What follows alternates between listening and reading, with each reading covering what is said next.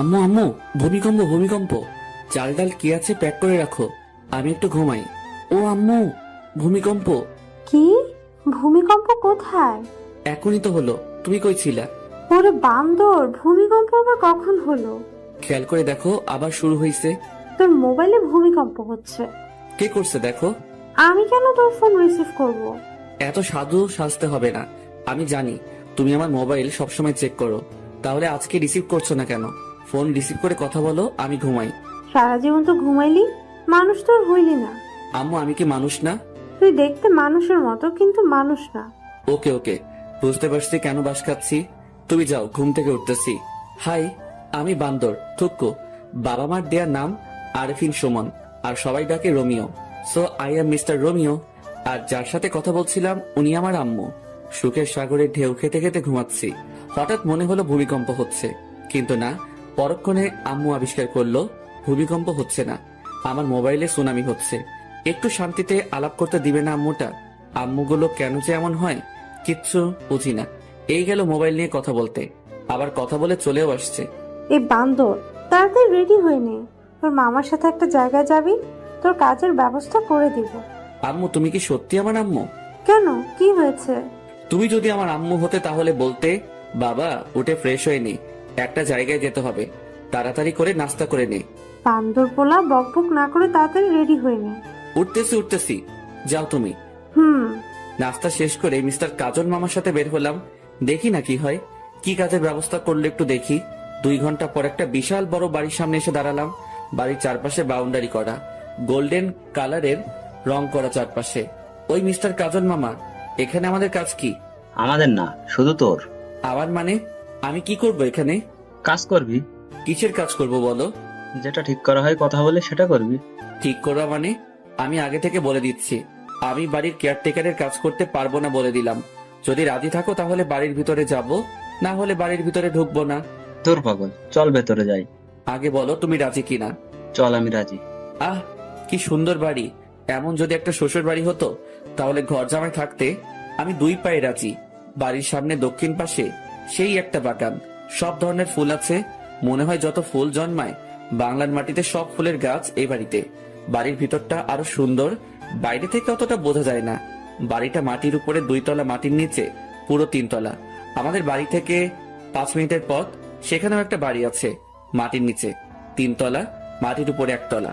আরে মামু, ওই রমিও, বস তো, আর দেখা লাগবে না। আরে মামু, বাড়িটা তো আগে দেখতে দাও। এত সুন্দর একটা বাড়ি, যদি এমন একটা শ্বশুর বাড়ি হতো। ওই চুপ কর, শ্বশুর বাড়ির চিন্তা করিস না, তাহলে চাকরিটা হবে না। চাকরি না হলে নাই, আমার তাতে কি? আমি তো। কাজল, কেমন আছো? জি ভালো আছি, আপনার খবর কি? এই তো ভালো।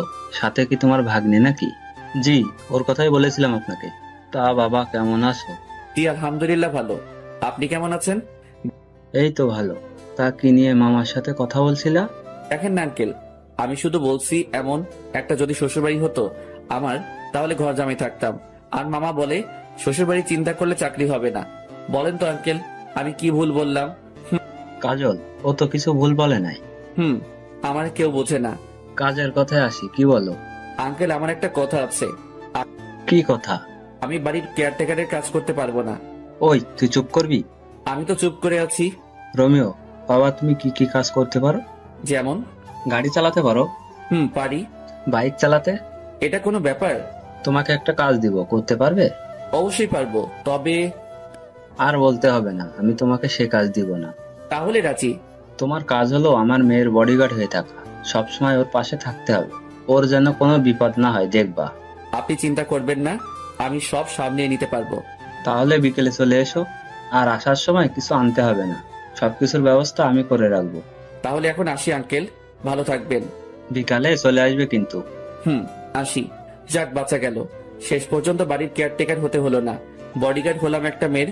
আমাকে বডিগার্ড হিসেবে পছন্দ না করার মতো কিছু নাই। দানবের মতো চেহারা, হ্যান্ডসাম, দেখতে সুন্দর, আর কি চাই বলেন?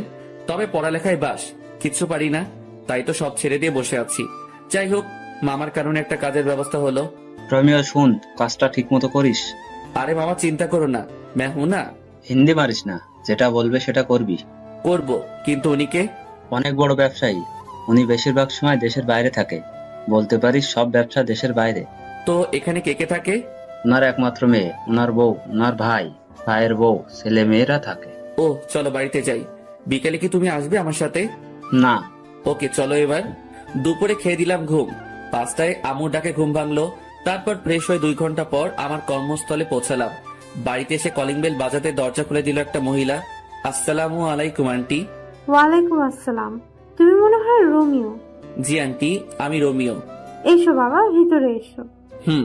তুমি বসো, আমি নাস্তা নিয়ে আসি। আন্টি নাস্তা লাগবে না। কেন বাবা? এটা তোমার নিজের বাড়ি মনে করে থাকবা। পারবো না। আমার মুখে মুখে কথা বলবা না। আমি তোমার মায়ের মতো, আমি যেটা বলবো সেটা করবা। ঠিক আছে। তুমি বসো, আমি আসছি। এই মা, কলিং বেলটা বাজতেছে। এতক্ষণ বাজলে কি অসুবিধা হতো? আন্টি দরজা খুলতো। এখন আমাকে খুলতে হবে। ধুর। দরজা খুলে দেখি একটা ছেলে দাঁড়িয়ে আছে সামনে। ছেলের চোখে তো কাজল থাকার কথা না। এই মা, কানে দেখছি 2টা পিরামিড বসানো। ও মা, ঠোঁট আবার গোলাপি লিপস্টিক, হাতে মেহেদি, মাথায় কিছু ঢুকছে না। এটা কি মেয়ে নাকি ছেলে সেটাই বুঝতে পারছি না। তাই উপর থেকে নিচে একবার চোখ বুলিয়ে নিয়ে শিওর হলাম এটা একটা শার্ট প্যান্ট পরা রমণী। কাকে চাই? বুঝো ঠেলা। একটা লাগিয়ে দিল ঠাস করে। আজব রমণী। দরজা বন্ধ করে পিছনে ঘুরে দেখি আন্টি হাসছেন। আমিও পড়ে গেলাম লজ্জায়। এখনো যার বডিগার্ড হিসেবে আমাকে নিয়োগ দেওয়া হলো তাকে দেখলাম না, অথচ একটা ঠাস করে খেয়ে ফেলছি। আন্টি আপনি হাসছেন? আমি এখনো তাহারে দেখতে পেলাম না যাহার জন্য বডিগার্ডের চাকরি পেলাম। এখন যার হাতে একটা খেয়েছো উনি সে। প্রথম দিনে একটা খেয়ে নিলাম, না জানি পরে কি হবে। ওকে কিন্তু তোমার সামলাতে হবে, পারবে তো? এই রোমিও পারে না এমন কোনো কাজ নাই আন্টি। চলো তোমার রুমটা দেখিয়ে দে। চলেন। আন্টি একটা কথা বলবো? বলো বাবা। আমাকে অন্য রুম দিলে হয় না? যেমন? বাড়ির কাজের লোকেরা যে নর্মাল রুমে থাকে তেমন রুমে থাকতে দিলে খুশি হতাম। এখানে থাকলে সমস্যা কি? আন্টি, কুকুরের পেটে যেমন ঘি হজম হয় না, আমার কপালেও এমন রুম সহ্য হবে না। তাই নিচে দিলে ভালো হয়। কিন্তু তোমার আঙ্কেল তো বলে গেছে তোমাকে যেন এই রুমে থাকতে দেয়। আমি আঙ্কেলকে বুঝিয়ে বলবো, আপনি অন্য রুমের ব্যবস্থা করেন। ঠিক আছে, তুমি এসো।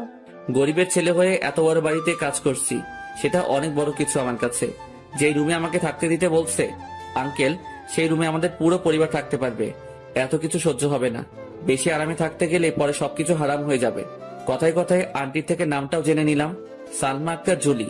আমাকে যার জন্য নিয়োগ করা হয়েছে তার নাম সালমা আক্তার জুলি। অনেক রাগী বদমেজাজি একটা মেয়ে। আন্টি একটা কথা বলবো? বলো। তবে পরবর্তীতে অনুমতি চাইবে না। আচ্ছা, ওনাকে উপরে দিলেন কেন? নিচে এত সুন্দর রুম থাকতে। ওর জন্য সব জায়গায় একটা করে রুম আছে, যেখানে ইচ্ছে সেখানে থাকে সে। ও, ঘোরাঘুরি করে বাড়িটা দেখতে দেখতে 10টা বেজে গেল। রুমে এসে বিছানায় শরীরটা এলিয়ে দিতেই ঘুম চলে আসলো। সেটা আর বেশিক্ষণ টিকলো না। আন্টি এসে খেতে ডাকলো। খাওয়ার কোনো ইচ্ছা ছিল না। আন্টির জোরাজোরিতে টেবিলে বসতে হলো। সবগুলো অপরিচিত মুখ আমার দিকে তাকিয়ে আছে। আন্টি সবার সাথে পরিচয় করিয়ে দিল। প্রায় 10 মিনিট হলো বসে আছি, এখনো কেউ খাওয়া শুরু করে নাই। সবাই ম্যাডামের জন্য অপেক্ষা করছে, তার আসার নাম নেই। আর এইদিকে এই কানন মেয়েটি আমার দিকে তাকিয়ে আছে। অস্বস্তি লাগছে। এই মাইয়া কি কোনোদিন ছেলে দেখে নাই? হা করে তাকিয়ে আছে। না, আর না, কিছু একটা করতে হবে। এই যে হা করে আছেন কেন? মশা ঢুকবে। হা হা হা, রোমিও ভাই ঠিকই বলেছেন। রোমিও ভাই বলবেন না, ভাইটা বাদ দেন। আচ্ছা ঠিক আছে। আমাকে পছানো হচ্ছে তাই না? এখানে পছানোর কি আছে? যেটা সত্যি সেটা বললাম। কি সত্যি বলছেন? মশা ঢুকবে এটা কি সত্যি না? এখানে কি হচ্ছে? সবাই চুপ। সবাই চুপ করে আছে, কারণ জুলি ম্যাডাম আসছে। কাকে কি বলবে তার কোনো ঠিক নাই। তাই সবাই চুপচাপ বসে আছে। আর ওই মাইয়াটা আমার দিকে তাকিয়ে আছে। মা, এই ছেলেটা এখানে কেন? ও রোমিও, আজ থেকে এখানে থাকবে। তোর জন্য তোর নিয়োগ করা হয়েছে।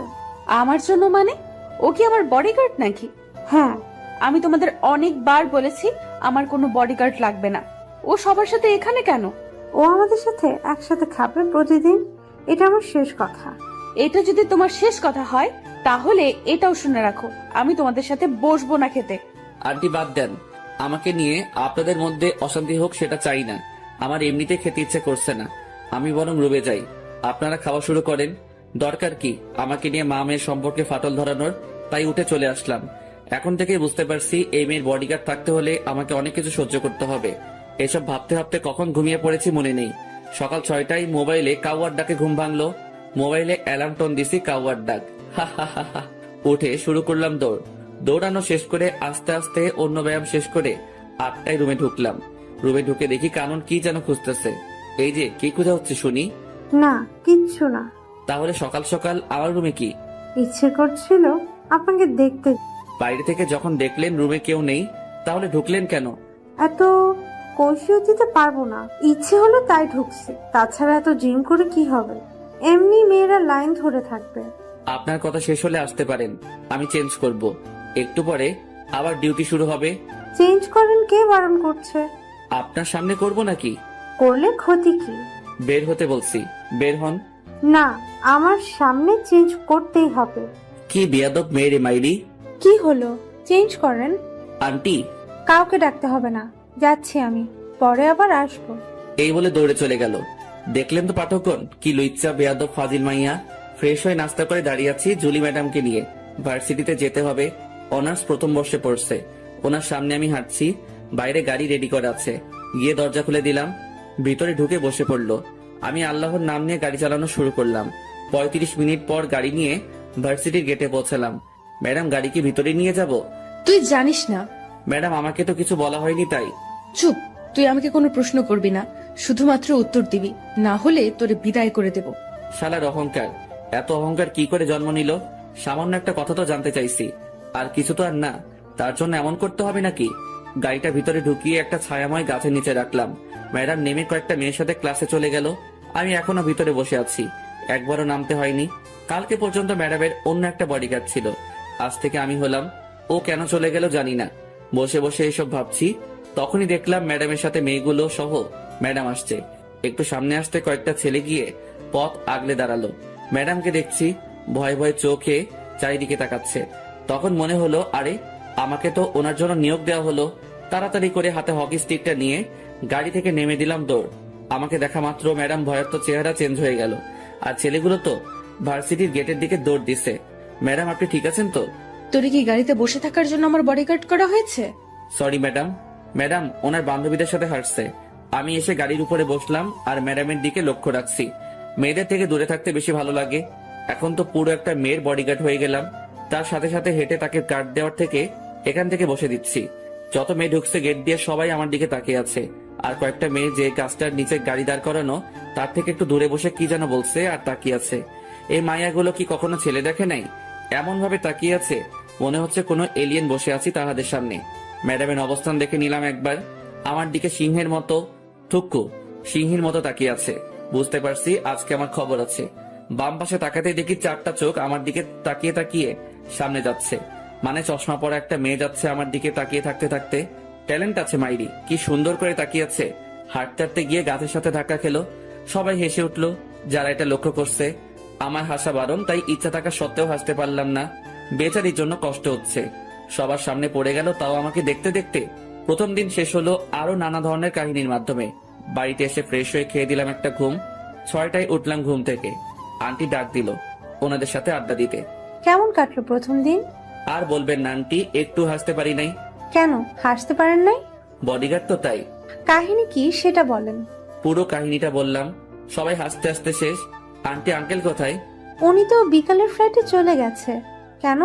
আন্টি আমাকে যদি কাজগুলো ভালোভাবে বুঝিয়ে দিতেন তাহলে ভালো হতো। কিছু বলে দিতে হবে না, তুমি সব সময় ওর পাশাপাশি থাকবে। ও যেখানে যাবে সেখানে যাবে। ও বারণ করার পরও তোমাকে তোমার দায়িত্ব পালন করতে হবে। আমার দায়িত্ব আমি যথাযথভাবে পালন করব। আমার মেয়েটার যেন কোনো ক্ষতি না হয়, তবে নিজের দিকেও খেয়াল রেখো।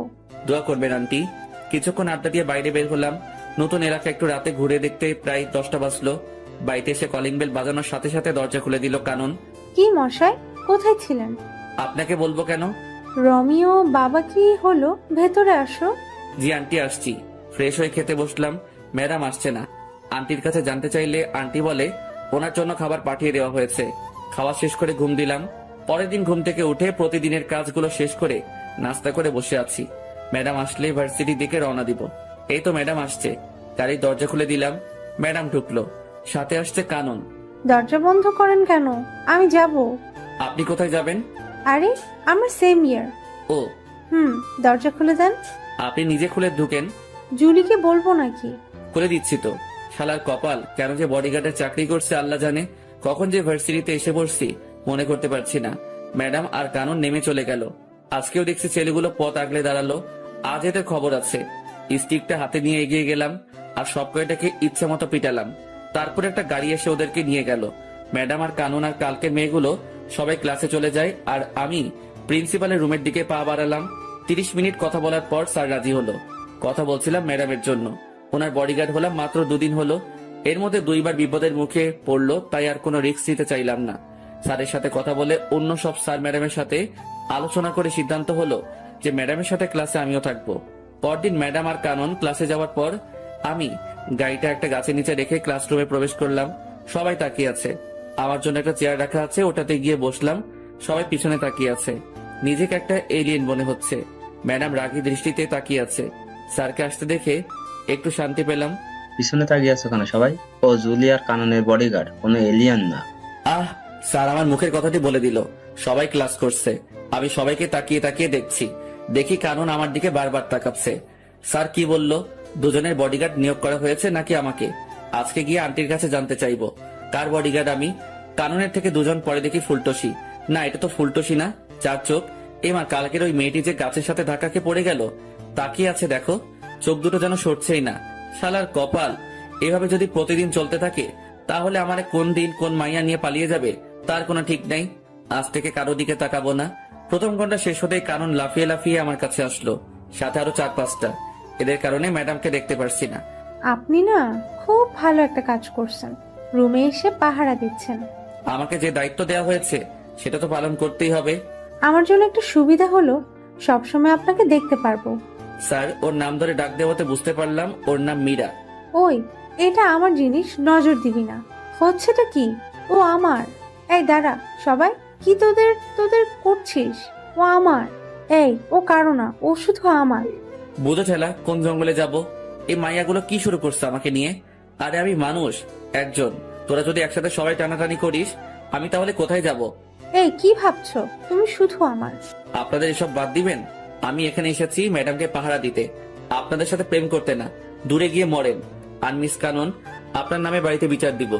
ম্যাডাম আসাতেই সবাই যার যার সিটে চলে গেল। ম্যাডাম তো দেখি ছাত্রীদের থেকেও খারাপ। আসার পর থেকে তাকিয়ে আছে। যতবার না বইয়ের দিকে তাকাচ্ছে তার থেকে বেশি আমার দিকে তাকিয়ে আছে। মাওলা, তুমি কোথায়? আমারে উঠাই নাও। আর কারো ক্রাশ হতে চাই না।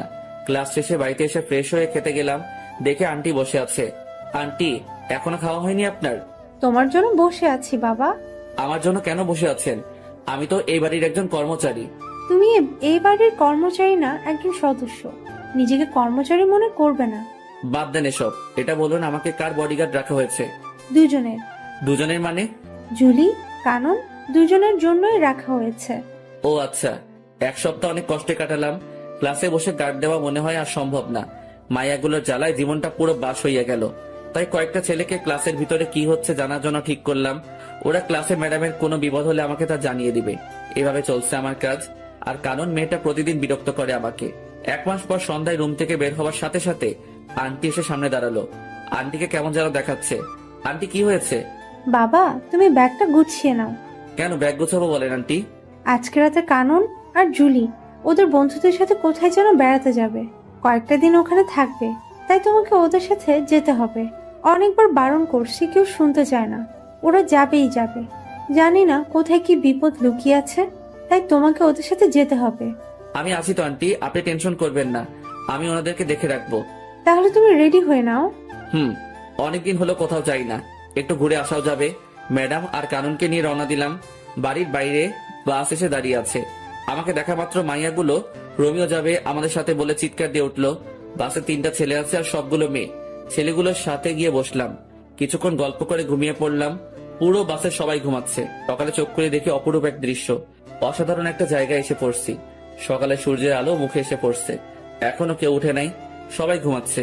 অসাধারণ দৃশ্যটা দেখে আর বাসে বসে থাকতে পারলাম না, তাই দরজা খুলে নিচে নেমে পড়লাম। জায়গাটা অনেক সুন্দর। চারপাশটা ঘুরে ঘুরে দেখলাম। ঘুরতে ঘুরতে যখন লেকের পাড়ে এসে বসেছি তখনই মনে পড়লো এটা তো মহামায়া লেক। আমাদের বাড়ি থেকে 1 ঘন্টা লাগে গাড়ি নিয়ে আসতে। একটা বোট ভাড়া করে ঝর্ণা দেখতে গেলাম লেকের পূর্ব পাড়ে। প্রায় 3 ঘন্টা বোর্ডে করে ঝর্ণায় পৌঁছালাম। তার সিঁড়ি বেয়ে উপরে উঠলাম। তারপর সেখান থেকে লাফ দিলাম লেকের পানিতে। কিছুক্ষণ সাঁতার কেটে আবার বোর্ডে উঠলাম। 11:30-এ আগের জায়গায় দাঁড়ালো। আমি নেমে ওর ভাড়া দিয়ে বাসের দিকে রওনা দিলাম। সবাই বাইরে বসে আছে বাসের সামনে, ছেলে তিনটা বাসের উপরে। আমি আস্তে আস্তে এগোচ্ছি আর ম্যাডাম আমাকে দেখে রাগি চোখে তাকিয়ে আছে। আর সবাই এসে আমাকে ঘিরে ধরলো। এই, তুই কোথায় গেছিলি? এখন কয়টা বাজে খবর আছে? ম্যাডাম, এটা আমার এলাকার মধ্যেই পড়ে। আমি এখানে আগে আরো এসেছি, তাই একটু ঘুরতে গিয়েছিলাম। কোথায় গিয়েছিলি যে ভিজে আসছিস? ঝর্ণায় গিয়েছি, লেগে সাঁতার কাটছি। ঝর্ণাও আছে এখানে? অসাধারণ একটা জায়গা ম্যাডাম এটা। সারাদিন অনেক ঘোরাঘুরি করলাম, সবাই অনেক আনন্দ করলো।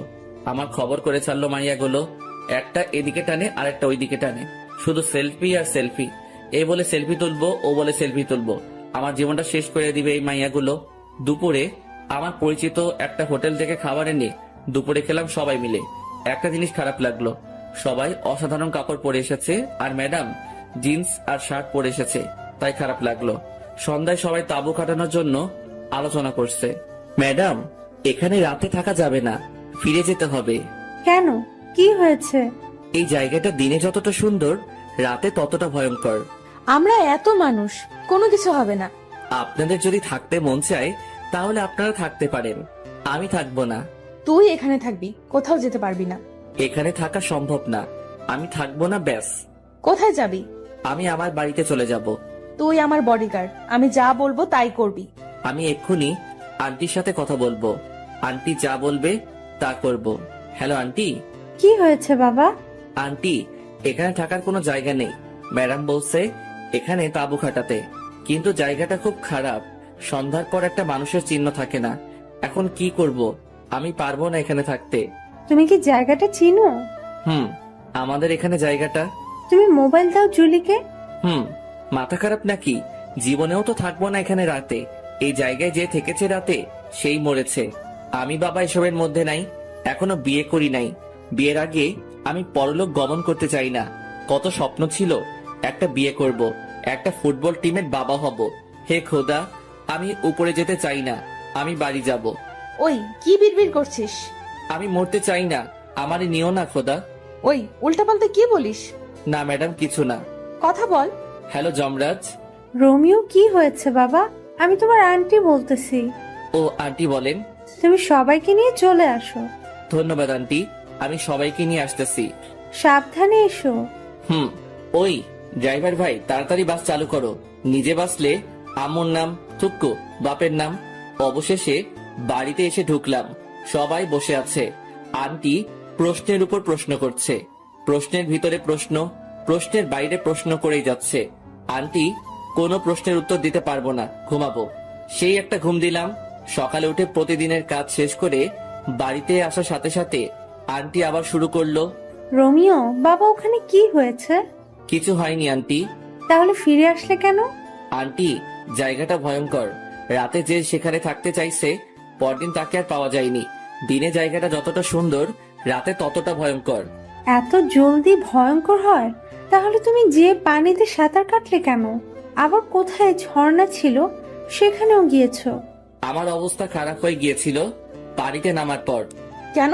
ওই লেকের পানিতে যারা সাঁতার কাটতে নামছে তাদের অনেককে আর পাওয়া যায়নি, পানির নিচে তলিয়ে গেছে।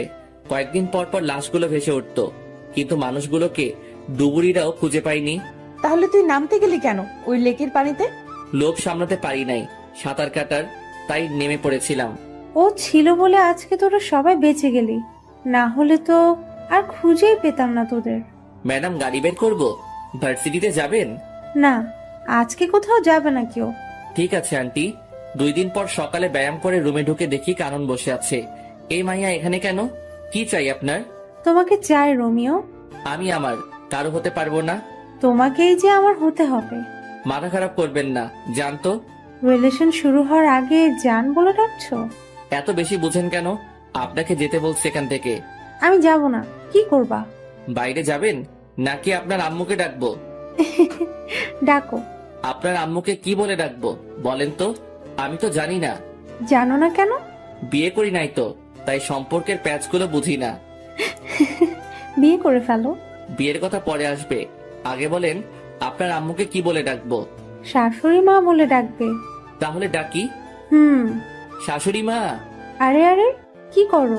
আন্টি বলে ডাকবা। এবার বাইরে যান, আমি ফ্রেশ হব। ভার্সিটি যাবেন না? যাবো তো।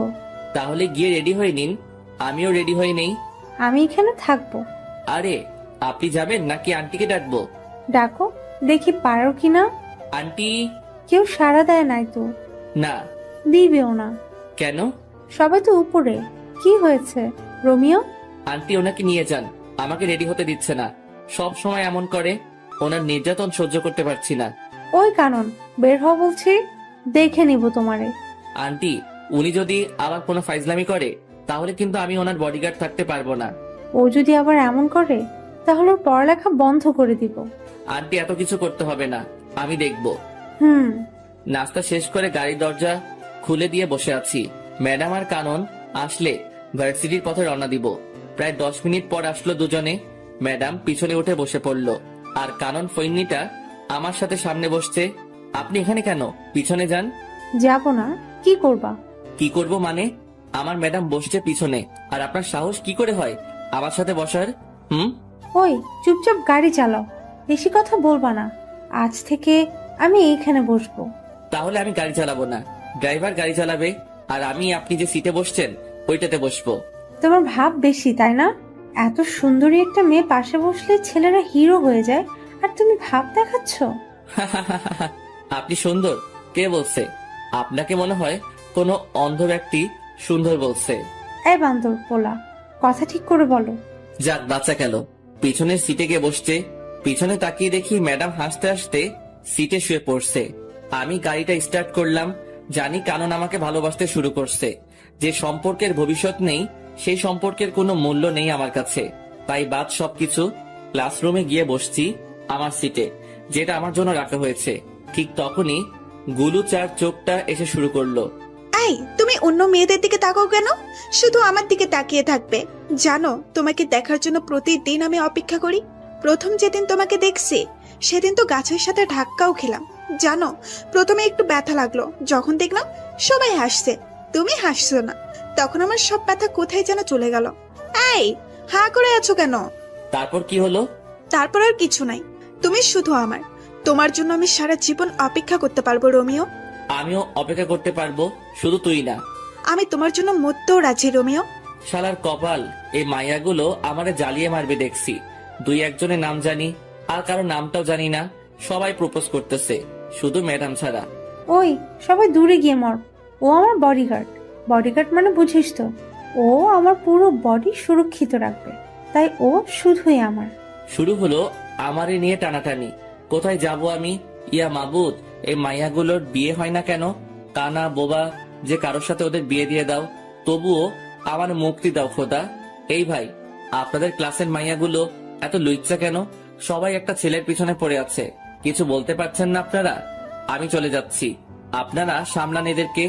বাপরে বাপ, অসহ্য। ক্লাস থেকে বের হয়ে গাড়িতে বসলাম, এটা সেটা করে সময় কাটিয়ে দিলাম। ক্লাস শেষে বাড়িতে আসলাম, আঙ্কেল এসেছে। যাক, একটু বসে কথা বলা যাবে। কেমন আছো রোমিও? জি স্যার, ভালো। স্যার বলবা না, আঙ্কেল বলবা। আমি আপনার এখানে কাজ করি, আপনি আমার স্যার। তুমি আমার ছেলের মতো, তুমি আঙ্কেল বলে ডাকবে। আচ্ছা ঠিক আছে। আপনি কেমন আছেন বলেন? এই তো আলহামদুলিল্লাহ। তোমার সময় কেমন কাটছে? প্যারাময় জীবন কাটাচ্ছি। কিছু বললা? না আঙ্কেল, কিছু বলি নাই। যাও ফ্রেশ হয়ে এসো, একসাথে খাবো। ফ্রেশ হয়ে খেতে গেলাম। সবাই বসে আছে, একটা চেয়ার খালি আছে, তাও ম্যাডামের পাশে।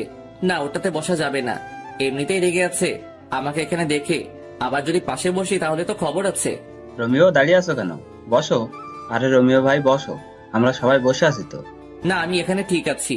রোমিও বসবে কি করে? জুলি তো একটাই বসছে, আরেকটাতে পা দিয়ে আছে। আন্টি, আমি এখানে ঠিক আছি তো? না, কিছু ঠিক নেই, তুমি এখানে বসবে। জুলি, পা নামিয়ে বসো। আন্টি, আমি এখানে বসবো না। তাছাড়া আমি একজন কর্মচারী, আমাকে মালিকদের সাথে বসে খাওয়া মানায় না। আমি আমার রুমে খাবো। বেশি কথা বলবা না, যেটা বলছি সেটা করো। জুলির পাশে বসো। আর শুনো, তুমি এ বাড়ির কর্মচারী না, আর যেন না শুনি এমন কথা। যাক, পা নামালো। রোমিও, আমি আবার চলে যাবো এখন, জুলির খেয়াল রেখো। আঙ্কেল, আমি আছি তো, আমি সব সামলে নিব। তুমি আসো বলে তো এখন আমি নিশ্চিন্ত। খাওয়া শেষ করা পর্যন্ত রাক্ষসীর মতো তাকিয়েছিল, মনে হচ্ছে আমাকে একা পেলে মশলা না মাখিয়ে খেয়ে ফেলবে। ম্যাডামের তাকানো দেখে বুঝতে পারছি আমার কপালে খারাপই আছে। খেয়ে সোজা বিছানায় দিলাম লম্বা করে ছোট একটা ঘুম। কতক্ষণ ঘুমাইছি জানি না। ঠান্ডা ঠান্ডা লাগছে কেন? ছাদ ফুটো হয়ে গেল নাকি? তাকিয়ে দেখি ম্যাডাম। না ম্যাডাম, আমার রুমে কেন আসবে? স্বপ্ন দেখছি না তো? চিমটি কেটে দেখি, না না, এটা স্বপ্ন না, সত্যি। রাগী দৃষ্টিতে তাকিয়ে আছে, চোখ দিয়ে আগুনের ফুলকি বের হচ্ছে। হাতে বালতি কেন? তাহলে কি ম্যাডাম পানি ঢেলে দিল আমার গায়ে? কিন্তু কেন এমনটা করলো? আবুলের মতো তাকিয়ে আছিস কেন? কি করব ম্যাডাম? আমি শপিং করতে যাব। তো আমি কি করব? কি করবি মানে? তোরে কেন রাখা হয়েছে জানিস না? সরি ম্যাডাম, আমি ফ্রেশ হয়ে আসছি, 2 মিনিট সময় দেন। 2 মিনিট থেকে 1 সেকেন্ড লেট করলে দেখবি তোরে কি করি। শালার কি কপাল, ঘুমানোর অপরাধেও থাপ্পড় খাচ্ছি। তাড়াতাড়ি করে ফ্রেশ হয়ে এসে রেডি হলাম। রুম থেকে বের হয়ে দেখি ম্যাডাম সোফায় বসে আছে। ম্যাডাম চলুন। 12 সেকেন্ড লেট করে এসেছিস। সরি ম্যাডাম, 12 সেকেন্ড লেট করায় 12টা থাপ্পড় খেতে হলো। হয়তো দুপুরে ওনার পাশে বসে খেয়েছি বলে ভালোই শাস্তি দিচ্ছে। কোনোদিন ভুলেও আর টেবিলে বসে খাবো না। 4:30টায় বের হয়েছি আর এখন বাজে 7টা। ম্যাডামের পিছন পিছন হাঁটতেছি, একবার এই দোকানে আরেকবার ওই দোকানে ঢুকতেছে। এখনো একটা কিছুই নিল না। কেউ একজনকে দেখলাম, কে হতে পারে? এই তো আবার দেখলাম লুকিয়ে গেছে ওই দাঁড়িয়ে থাকা পুতুলের পাশে। ওকে ধরতে গিয়ে পিছনে তাকিয়ে দেখি ম্যাডামকে মারতে আসছে। পিছন থেকে ছুরি নিয়ে কোনো মতে দৌড়ে গিয়ে ম্যাডামকে হালকা ধাক্কা দিয়ে সরিয়ে নিলাম। কোপটা আমার ডান হাতে লাগলো। সে অবস্থায় ম্যাডামকে নিয়ে দৌড়াচ্ছি। শপিং মলের অনেক ভিতরে চলে গিয়েছিল, তাই গাড়ির কাছে যেতে সময় লাগছে। বাম হাতে ম্যাডামকে শক্ত করে ধরে রেখে দৌড়াচ্ছি। ম্যাডাম চিৎকার করে উঠছে। তাকিয়ে দেখি ম্যাডামকে ছুরি মেরে দিচ্ছে। টেনে সামনে নিয়ে আসলাম। ছুরিটা আমার বাম হাতে ঢুকে গেছে। সামনে মানুষের ভিড়ে যেতে একটু কষ্ট হচ্ছিল। তখন পিছন থেকে একটা কোপ খেলাম। আর একটু এগিয়ে যাওয়ার পর ম্যাডাম পড়ে গেল। টেনে তুলে দেখি দাঁড়াতে পারছে না, তাই কোলে তুলে নিয়ে দৌড় শুরু করলাম। একটু দৌড়ানোর পর আর পারছি না কোলে তুলে রাখতে, তাই পিঠে নিয়ে দিলাম দৌড়। কোনো মতে গাড়ির দরজা খুলে ম্যাডামকে ঢুকিয়ে দিলাম। তখন খেয়াল করলাম ম্যাডামের দিকে। ম্যাডাম আজকে কালো জিন্সের সাথে সাদা একটা শার্ট পরছিল। শার্টটা পুরো লাল হয়ে গেছে রক্তে। তাহলে কি আমি ম্যাডামকে রক্ষা করতে পারলাম না? গাড়ির দরজা লাগিয়ে দিয়ে গাড়ি চালাচ্ছি। গাড়িটা চালাতে খুব কষ্ট হচ্ছে, হাতে ব্যথা করছে, রক্ত ঝরে সবকিছু লাল হয়ে যাচ্ছে। অবশেষে বাড়িতে ঢুকলাম, গাড়ি দাঁড় করিয়ে দরজা খুলে দিলাম। ম্যাডাম নেমে আসতে পারছে না। কোলে নিয়ে নিলাম ম্যাডামকে। তারপর দরজার সামনে গিয়ে কলিং বেল চাপ দিলাম। আন্টি দরজা খুলে আমাদের দুজনের গায়ে রক্ত দেখে কেঁদে দিছে। আন্টির কান্না শুনে কানন, হাসিব আন্টি ও বাড়ির অন্য কর্মচারীরা ছুটে এসেছে। ম্যাডামকে সোফায় বসিয়ে দিলাম। আন্টি শুধু প্রশ্ন করেই যাচ্ছে, কি হয়েছে, কে করেছে ইত্যাদি আরো। আমার কোনো খবর নেই। আমি ম্যাডামের দিকে তাকিয়ে আছি। একটা কথা শুধু মাথায় ঘুরছে, তখন আমি কিসের বডিগার্ড হলাম? আমি আমার ম্যাডামকে রক্ষা করতে পারি নাই। আমি কি করছি এটা? হঠাৎ করে আমি নিচে পড়ে যাই, আর কোনো কিছু মনে নাই আমার। কখন জ্ঞান ফিরলো জানি না। জ্ঞান ফেরার পর দেখি সবাই আমার দিকে তাকিয়ে আছে। আমি হাত দুইটা নাড়াতে পারছি না একটুও। এই তো জ্ঞান ফিরেছে, আমাকে এবার যেতে হবে, রাত তো অনেক হয়েছে। আন্টি ম্যাডাম কোথায়? উনি ঠিক আছে তো? তুমি এখন একটা কথাও বলবা না, আগে সুস্থ হও। আর তোমার ম্যাডামের কিছু হয়নি, ও ঠিক আছে। রোমিও কি হয়েছিল? তুই যা তো, ও কি এখন কথা বলার মতো অবস্থায় আছে? কানন যা তো, ওর জন্য স্যুপ নিয়ে আয়। যাচ্ছি। আন্টি, আম্মু আব্বু কি কিছু জানে? না, এখনো জানাইনি। তোমার আঙ্কেলকেও জানাইনি, তুমি বললে জানাবো। না, জানানোর দরকার নাই। তুমি সুস্থ হও, তারপর জানাবো। না, কোনোদিন জানাবেন না। আচ্ছা ঠিক আছে, জানাবো না। জেঠিমা, স্যুপ নাও। আন্টি, ম্যাডাম কেমন আছে? ম্যাডামের কি হয়েছে? ম্যাডাম ঠিক আছে তো? আরে বাবা, তোমার ম্যাডাম ঠিক আছে। আমি ম্যাডামের গায়ে রক্ত দেখছি। বলেন ম্যাডামের কি হয়েছে? কিছু হয়নি তো, পায়ে একটু ব্যথা পেয়েছিল। আর এতক্ষণ তো এখানে ছিল জুলি। তোমার জ্ঞান ফেরার আগে ঘুমাতে গেল। এবার স্যুপটা খেয়ে নাও। আমি স্যুপ তো খাই না আন্টি। না খেলে তোমাকে ওষুধ খাওয়াবো কি করে? ওষুধ খাবো না। খাবে না মানে কি? তোমাকে খেতে হবে। আমি স্যুপ খাই না। খাও না তো কি হয়েছে, এখন থেকে খেতে হবে। তাহলে ওকে খাওয়াবো কি করে? জেঠিমা, ও একপাশে মুখ করে শুয়ে আছে, মাথাটা হালকা উঁচু করে খাইয়ে দাও। ঠিক আছে। আমি কিন্তু খাবো না আন্টি। চুপ, বেশি কথা বলবা না। আন্টি ওষুধ খাইয়ে চলে গেল। আমি এক পাশে মুখ করে শুয়ে আছি, ভালো করে ঘুমাতেও পারছি না। চিত হয়ে শুতে গেলে পিঠের সেলাই খুলে যেতে পারে। কখন ঘুমিয়ে পড়ছি নিজেও জানি না। সকাল সকাল হালকা ব্যথা লাগছে, মনে হচ্ছে কে যেন আমাকে হালকা ধাক্কা দিয়ে এক পাশে করছে, কিন্তু কে করছে সেটাই দেখতে পাচ্ছি না। 9টার দিকে ঘুম ভাঙলো। কানন এসে শুরু করলো বকবক। এই মাইয়ার জন্য শান্তি কোনোদিনও হবে না। একজন মানুষ কিভাবে এত বকবক করতে পারে? ব্রাশ করিয়ে দিয়ে কানন চলে গেল। এখনো ম্যাডামকে একবারও দেখতে পাইনি। ম্যাডামকে একবার দেখলে শান্তি লাগতো। নিজের চোখে যতক্ষণ না দেখবো ম্যাডাম সুস্থ আছে ততক্ষণ শান্তি পাবো না। রোমিও কেমন আছো? এই তো একটু ভালো আছে। ব্যথা করছে সেলাইতে? ব্যথা তো করছে। তা তো করবে, 3টে কোক খেয়েছো। আচ্ছা কি হয়েছিল বলো তো? ম্যাডাম বলল শপিং করতে যাবে, তাই নিয়ে গেলাম। দোকানগুলো ঘুরে ঘুরে দেখছিল, কিন্তু হঠাৎ করে হামলা করলো। অনেক কষ্টে পালিয়ে আসছি। এত রাত পর্যন্ত শপিং মলে কি করছিলে? সেটা তো ম্যাডাম জানে। ম্যাডাম কিছু নিচ্ছে না, শুধু ঘুরছে। একটা দোকানে গিয়ে যখন বসছে তখনই হামলা হলো। যা হওয়ার হয়েছে, এবার নাও, নাস্তা করে নাও। আন্টি নিজের হাতে নাস্তা খাইয়ে ওষুধ খাইয়ে দিয়ে চলে গেল। 5 দিন পর সেলাই খুলে দেওয়াতে একটু আরাম করে ঘুমাতে পারছি, বসতে পারছি, হাঁটতে পারছি। তবে রুমের বাইরে যেতে দেয় না, কেউ না কেউ এসে বাধা দিয়েই দিবে। তবে এখনো ম্যাডামকে দেখতে পারলাম না। ম্যাডাম কোথায়, কি করছে কিছু জানি না। 18 দিন পর সুস্থ হলাম। সকালে ঘুম থেকে উঠে আস্তে করে দৌড়াচ্ছি, জিম করছি। অনেক কষ্ট হচ্ছে সব করতে, কিন্তু কি করব। এই 18 দিনে জোর করে খাইয়ে খাইয়ে আমার পেট বড় করে দিছে। এত বড় পেট দেখতে খুব খারাপ লাগছে। বাড়িতে এসে ঢুকলাম মাত্র, সাথে সাথে শুরু হলো আন্টির ঝাড়ি। রোমিও, তুমি অসুস্থ শরীর নিয়ে কোথায় গিয়েছিলে? আন্টি একটু দৌড়াতে গিয়েছি, আর আমি এখন পুরো সুস্থ আছি। আজ থেকে আমি আবার আমার কাজ করব। তুমি কোথাও যাবে না, আরো কিছুদিন যাক।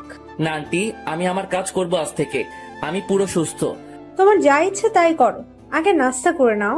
ফ্রেশ হয়ে নাস্তা করে নিলাম। এই তো ম্যাডাম আসছে। অনেকদিন পর দেখলাম ম্যাডামকে।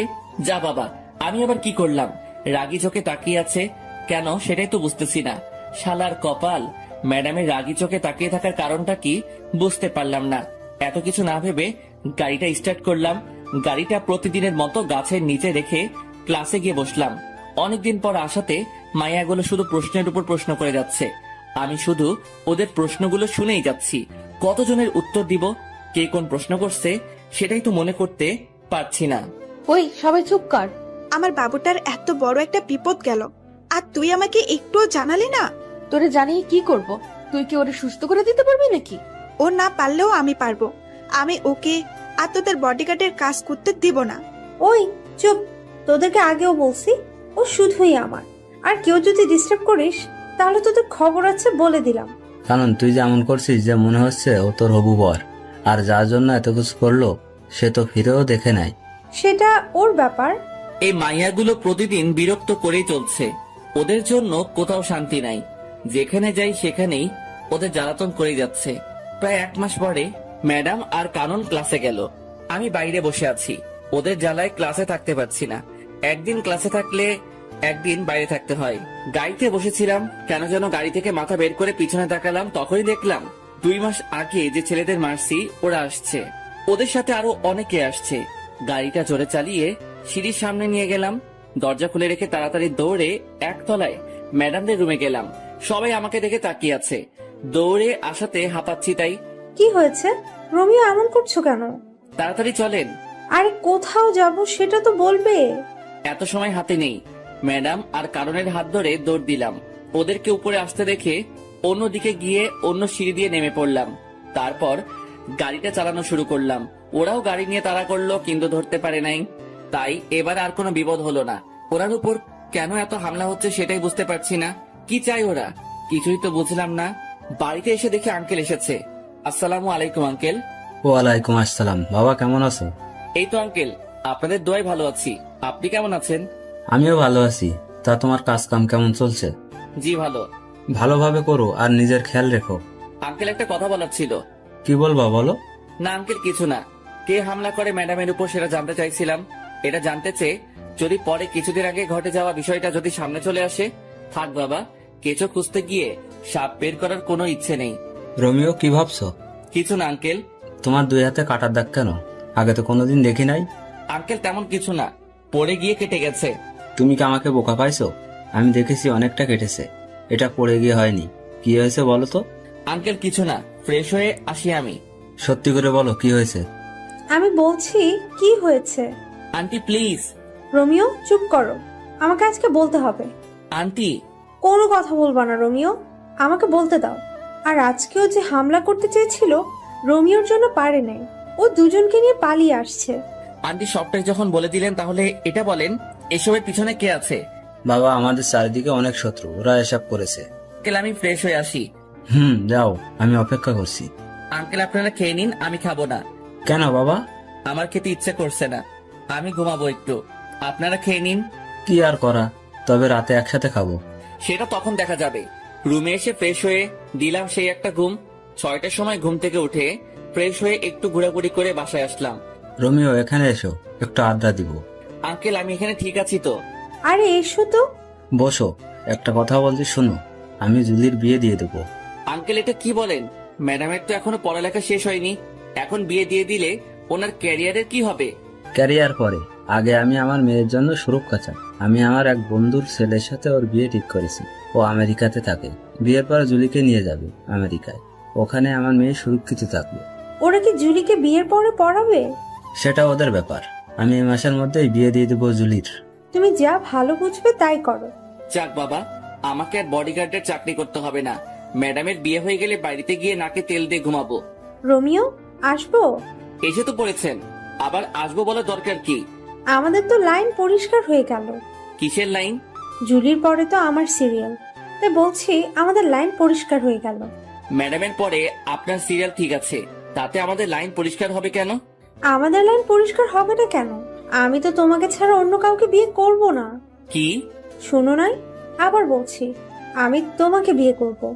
জীবনেও না। কেন করব না? আমার কোন দিক দিয়ে কমতি আছে? আমি আপনাকে কেন বিয়ে করতে যাব?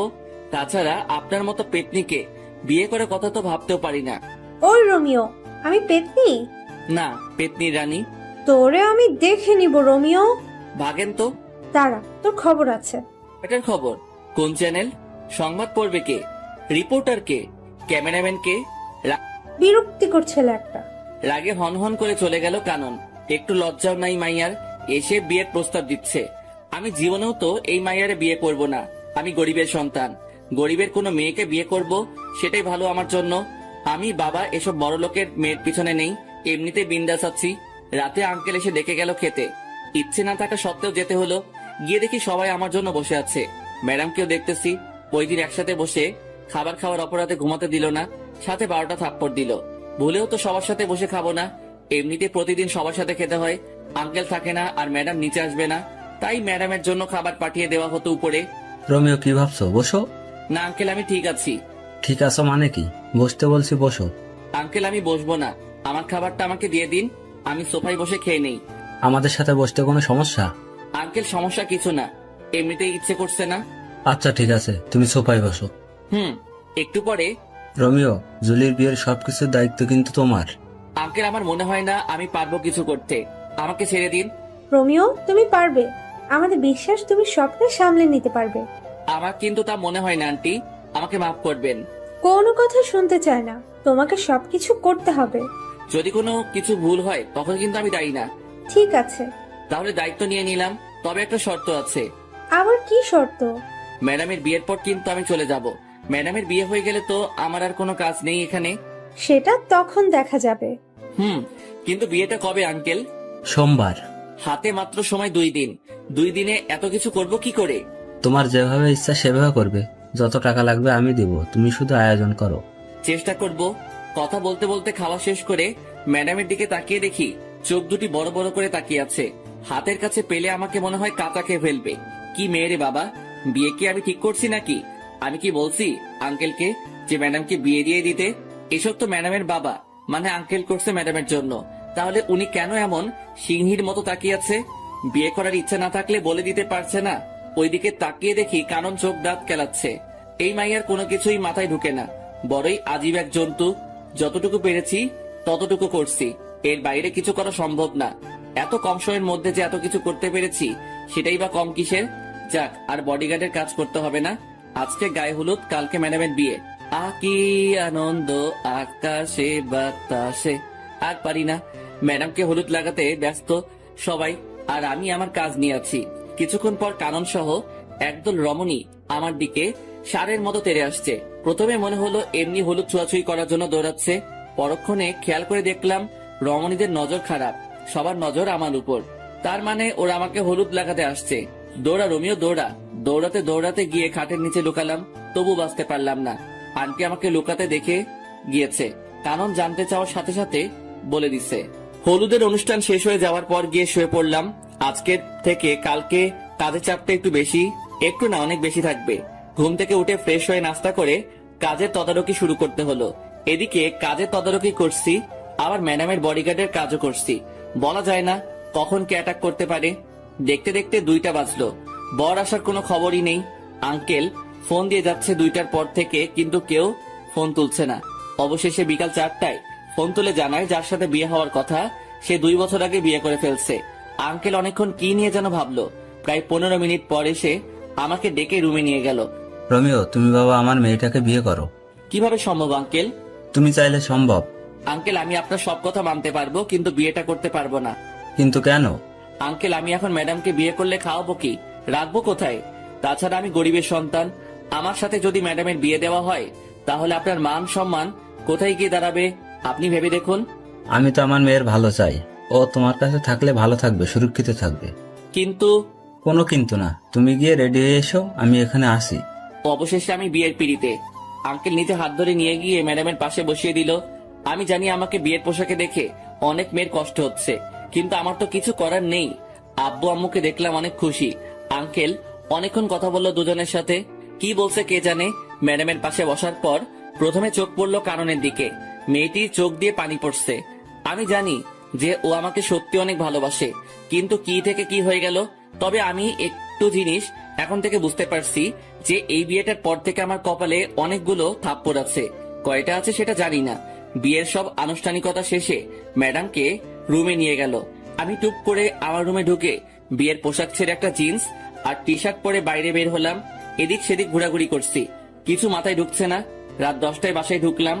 এত রাত করে বাড়ি ফিরাতে কেউ দেখেনি। রোমিও, কোথায় গিয়েছিলে? একটু বাইরে গিয়েছিলাম। তোমাকে তো বিয়ের পর থেকে খুঁজে পাওয়া যাচ্ছে না, কোথায় ছিলে?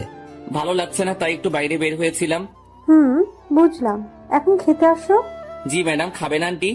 জুলি এখন থেকে তোমার বউ, ম্যাডাম না, ঠিক আছে? আর আমাদের দুজনকে তুমি মা বাবা বলে ডাকবে। আগে ম্যাডাম আমাকে মেনে নিক, তারপর ভেবে দেখবো।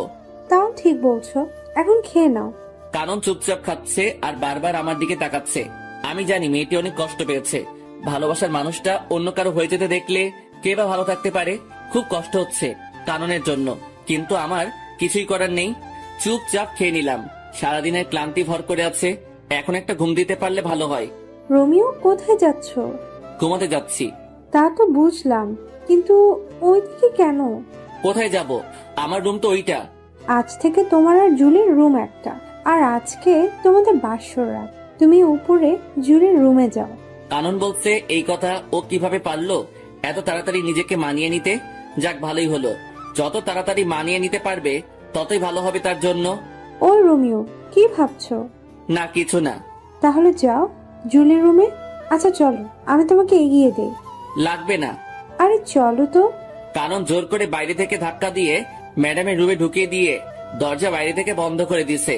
আমার এখন কি করা উচিত আমি বুঝতে পারছি না। সোফায় গিয়ে শুয়ে পড়বো নাকি ম্যাডামের সাথে কথা বলবো? রুমের মধ্যে পায়চারি করছি আর ভাবতেছি কি করব। এদিকে ম্যাডাম আমার দিকে তাকিয়ে আছে, আমার গতিবিধির উপর নজর রাখছে। প্রায় 45 মিনিট ভেবেও কিছু পেলাম না। আরো 5 মিনিট পর ম্যাডাম প্রথম মুখ খুললো। বান্দরের মতো লাফাচ্ছিস কেন? ম্যাডাম লাফাচ্ছি না তো, ভাবছি। কি ভাবছিস? বলা যাবে না। না বললে নাই। তোর কথা শোনার শখ আমার নাই। ম্যাডাম আজকের এই বিয়ের জন্য আমি দায়ী না। তাহলে কে দায়ী বল? আপনার বাবা, উনি জোর করে বিয়ে দিচ্ছে। আমি কি করব বলেন? বিয়ে দিছে শেষ, আর কোনো কথা নাই। আমি তোরে মানবো না। আমার ঠেকা পড়ছে নাকি? ওই শুন, আমি তোরে আমার বর হিসেবে মানবো না। কোনোদিন যদি স্বামীর অধিকার নিয়ে আসছিস তো সেদিন দেখবি কি করি তোরে। আমি এখন একটু ঘুমাবো, আসি। ওইদিকে কই যাস? আমার রুমে ঘুমাবো। কাননের রুমে যাবি না বলে দিলাম। ম্যাডাম এখানে কানুনের কথা আসছে কেন? তোর তো আবার ওর সাথে ভাব বেশি। এখন যদি ওর কাছে চলে যাস? তাতে আপনার কি? বেশি কথা বলবি না। যা, কোথায় যাবি? আমার ঘুম পাচ্ছে।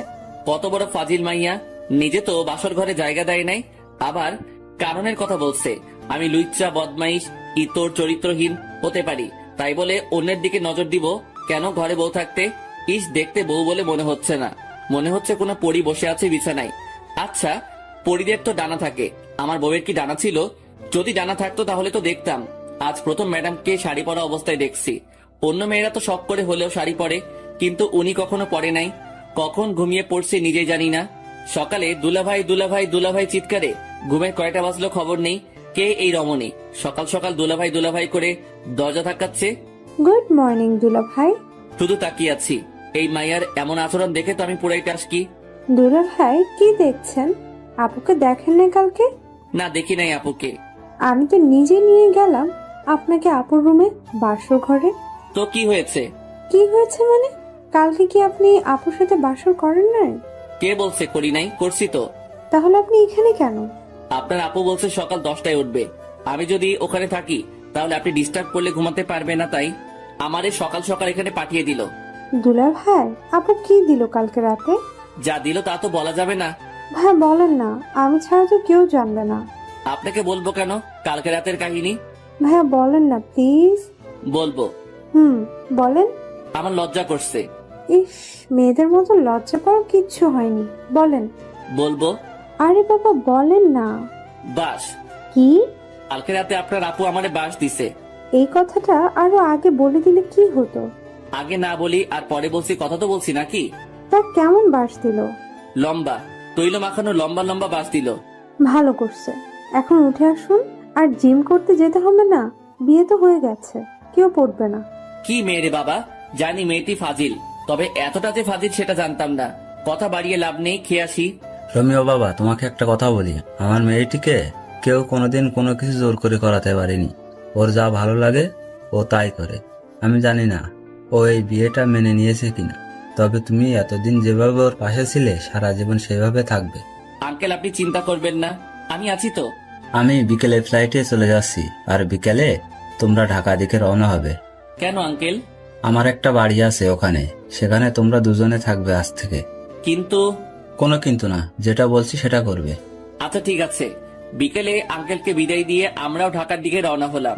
কি ব্যাপার, ম্যাডাম এত শান্ত হয়ে আছে কেন? এমন শান্ত থাকতে তো ম্যাডামকে আগে কোনোদিন দেখিনি।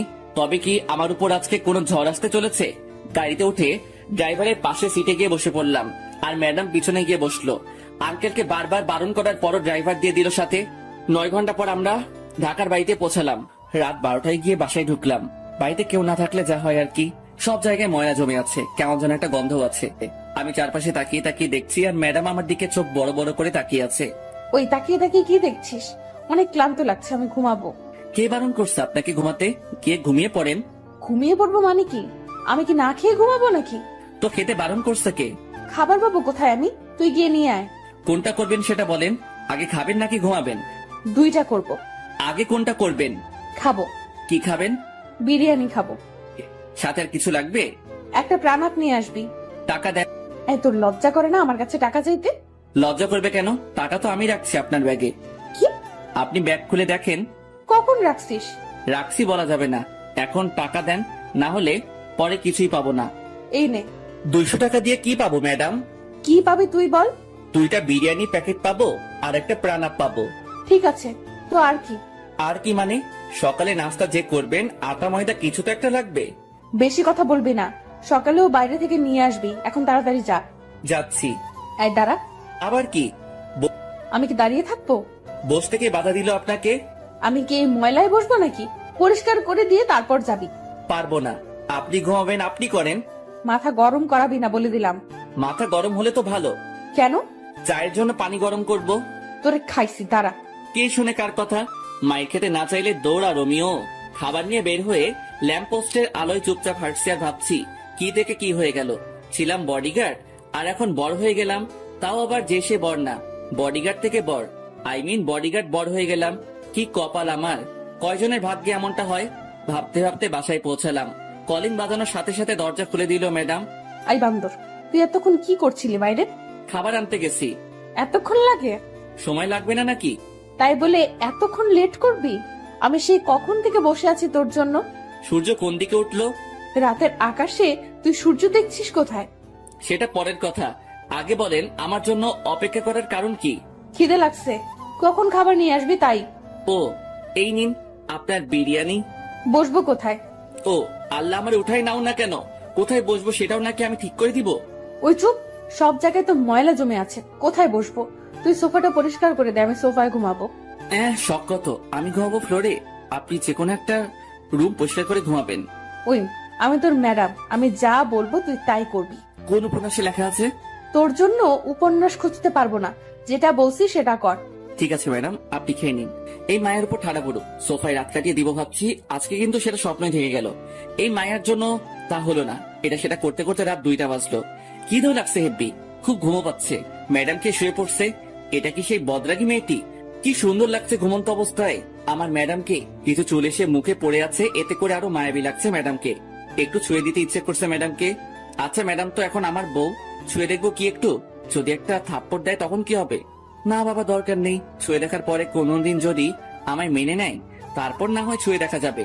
খেয়ে শুয়ে পড়লাম ফ্লোরে, সেই একটা ঘুম হলো। কিন্তু সকালে শান্তিতে ঘুমাতে পারলাম না, 2টায় ঘুমাইছি। সেখানে সারাদিনের ক্লান্তি কাটিয়ে ঘুম থেকে উঠতে উঠতে 10টা না হোক 8টা তো বাজতে হবে। কিন্তু না, সেটা আর হলো না। সকাল সকাল ম্যাডামের চিল্লানিতে ঘুম ভাঙলো। ম্যাডাম সকাল সকাল এত চিল্লানি শুরু করে দিলেন কেন? চিল্লানি দিব না কেন তুই বল?